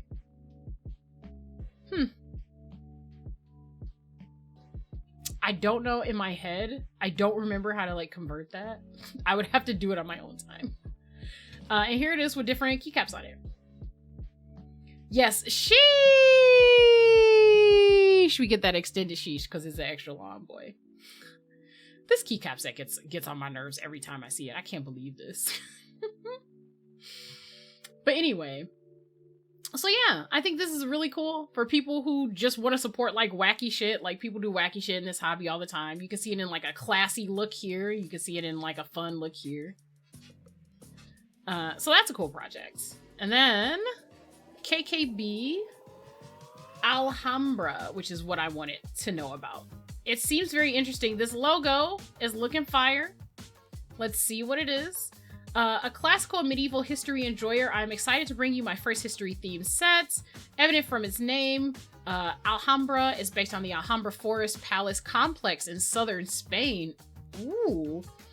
Constructed by the sultans of the Sultanate of Granada, the last remaining Muslim Taifa kingdom in Andalusia during the 13th and 14th century AD. So, like, my point is, like, when people do shit for this hobby, they go all in. Like, they just be like, this is the shit I like, and I decided to do something keyboard about it. A couple of years ago, there was a set by some sneakerhead who wanted to do, like, a Mamba color scheme. So, like, basically, Lakers colors, I think.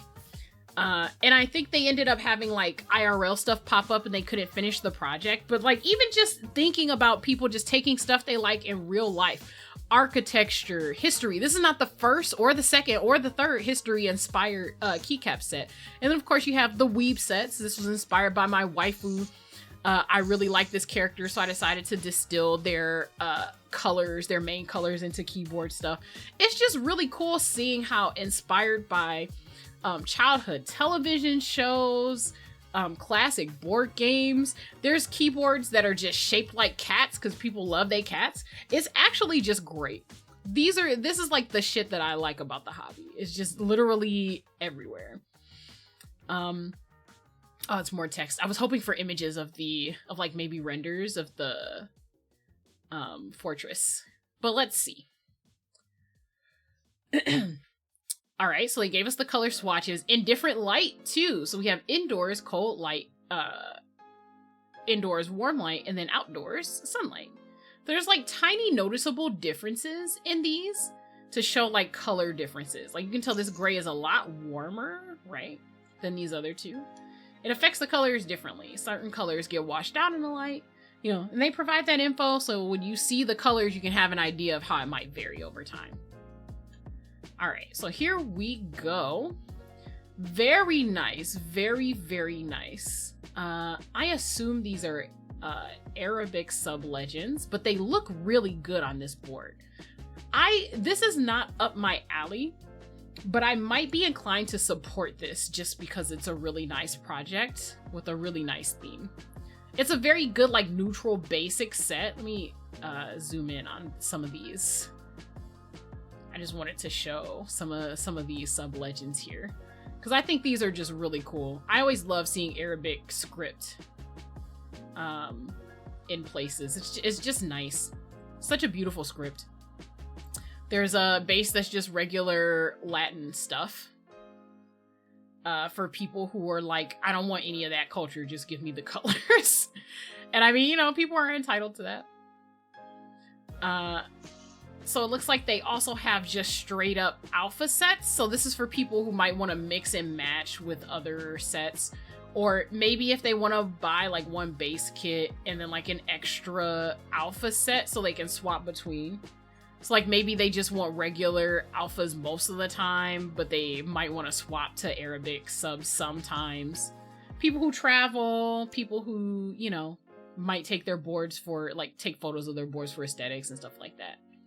These space bars, there are not a whole lot of space bars here, which makes me a little sad. Let me see, is there extra space bars in the kit? Oh yeah, there are, okay. They're down here at the bottom. Okay. Never mind. I take that back. That's so cool. Yes, I think that is super cool too. They've got a light mod. Does that mean they have dark mods? No, it says, oh, additional subtlety. Okay. So these are gray here. And then these are light here in case you don't want the dark accents and you just want the light color all the way through. I see. Ooh, culturally inspired novelties. We love a good culturally inspired novelty. So these are the novelties. I recognize this symbol, but I can't remember the name of it. Depression. But I love these. These all look so nice. Ooh, that's my favorite. I love diamond things. Diamond things. That's good. That's good. It says here, novelties are largely inspired by the interior decorations and carvings of Alhambra, which take on the themes, motifs of nature, celestial objects, geometric patterns, and calligraphy. The R1, R4, that's like the row shape. Pomegranate bulb novelty is inspired by the coat of arms for the city of Granada, while the Inter is a stylized interpretation of the lion fountain found at the Court of Lions. Okay, cool. I love when people include background like this. This is great. And then they have this. This is the desk mat. I really love this. You can definitely see like the Islamic motifs here in terms of the domes and these particular geometric shapes. Although some of them are also inspired by Eastern European stuff. The domes in particular are definitely very Islamic. The sun symbols, oh my god, I love all of this. This is great. I'm slain. Yeah, this is gorgeous. Yeah, and people like pay and invest in these, hoping that people will want to, like, invest. Like, they know that there's a possibility that it might not even get made, and they put this effort in anyway to give it the best chance of like what people might go for. It's amazing, man. Amazing. These are very nice. I really like these renders. They look more realistic than some of the other ones that we've seen today. Man, the Arabic script is getting me on these keycaps. I don't know how a person could not do it. Could just be like, no, I don't want the Arabic subscript. That's crazy. That's crazy to me. It's so gorgeous. But okay, yeah, this is like super gorgeous. I fucking love this hobby. I'll have to spend some more streams like just going through these things and like showing you guys stuff. Okay, I think that'll be about it for today. We added like 5 things. We added like 5 things. Okay. So I think that we'll probably just end on this note, I suppose. Let me go ahead and boop this. I think we'll just end on this note. I think this was a very pleasant note to end on. I love scrolling Geekhack. That's geekhack.org for anyone who's interested. I even sometimes when I'm bored or if I just want something pretty to look at, I'll go back in the forums a couple years and just look at, the different ideas that were being proposed from a couple years ago that maybe I missed in 2020 or 2021, although I tried to stay on top of a lot of them. It's just really nice seeing how how far the hobby has come, the different types of inspiration, the effort that people put into like having the things they love immortalized on, or near immortalized. Some people take care of their boards, some people don't. But yeah, this was just really great. I love this hobby. I love the creativity in it. I think I'll probably be in it for a long time. Thank you for joining me today while we swapped out the plate on our Tomo. I may be back this week. I say may, strong maybe. Because I do have other keyboard chores to do. I got some switches to lube. I've got some boards to build. I might do some of these things at home, but like, I miss you guys so much. I had such a good time today showing you stuff. Thank you for the blessed stream. Thank you for your blessed presence. Good hanging with you all. Yes, absolutely, Kurisu. I might hop into Discord after this. Give me a couple minutes so we can at least say hello. Dead King, you're still here? Usually you're gone this late. I'm shocked you're still here, but also very honored. Thank you so much, my liege. I will say if anyone wants to redeem any ara-aras or kisses, now would be the time to do them because I'm going to close stream soon. Speak now or forever hold your peace. And if no one else wants to redeem anything, then I will talk to you guys later. I don't want to promise soon. We'll try for soon, but we're doing our best right now. We're doing what's best for us. I'm shocked I made it to a 4-hour stream today. You guys were giving me energy. Well, Ada, okay, you want another Ada. All right, okay. All right, hang on. Let me turn my filter off. We'll do an Ada. Here we go. Let me pause this music. Okay, all right, here we go. Let me get my voice ready. Me.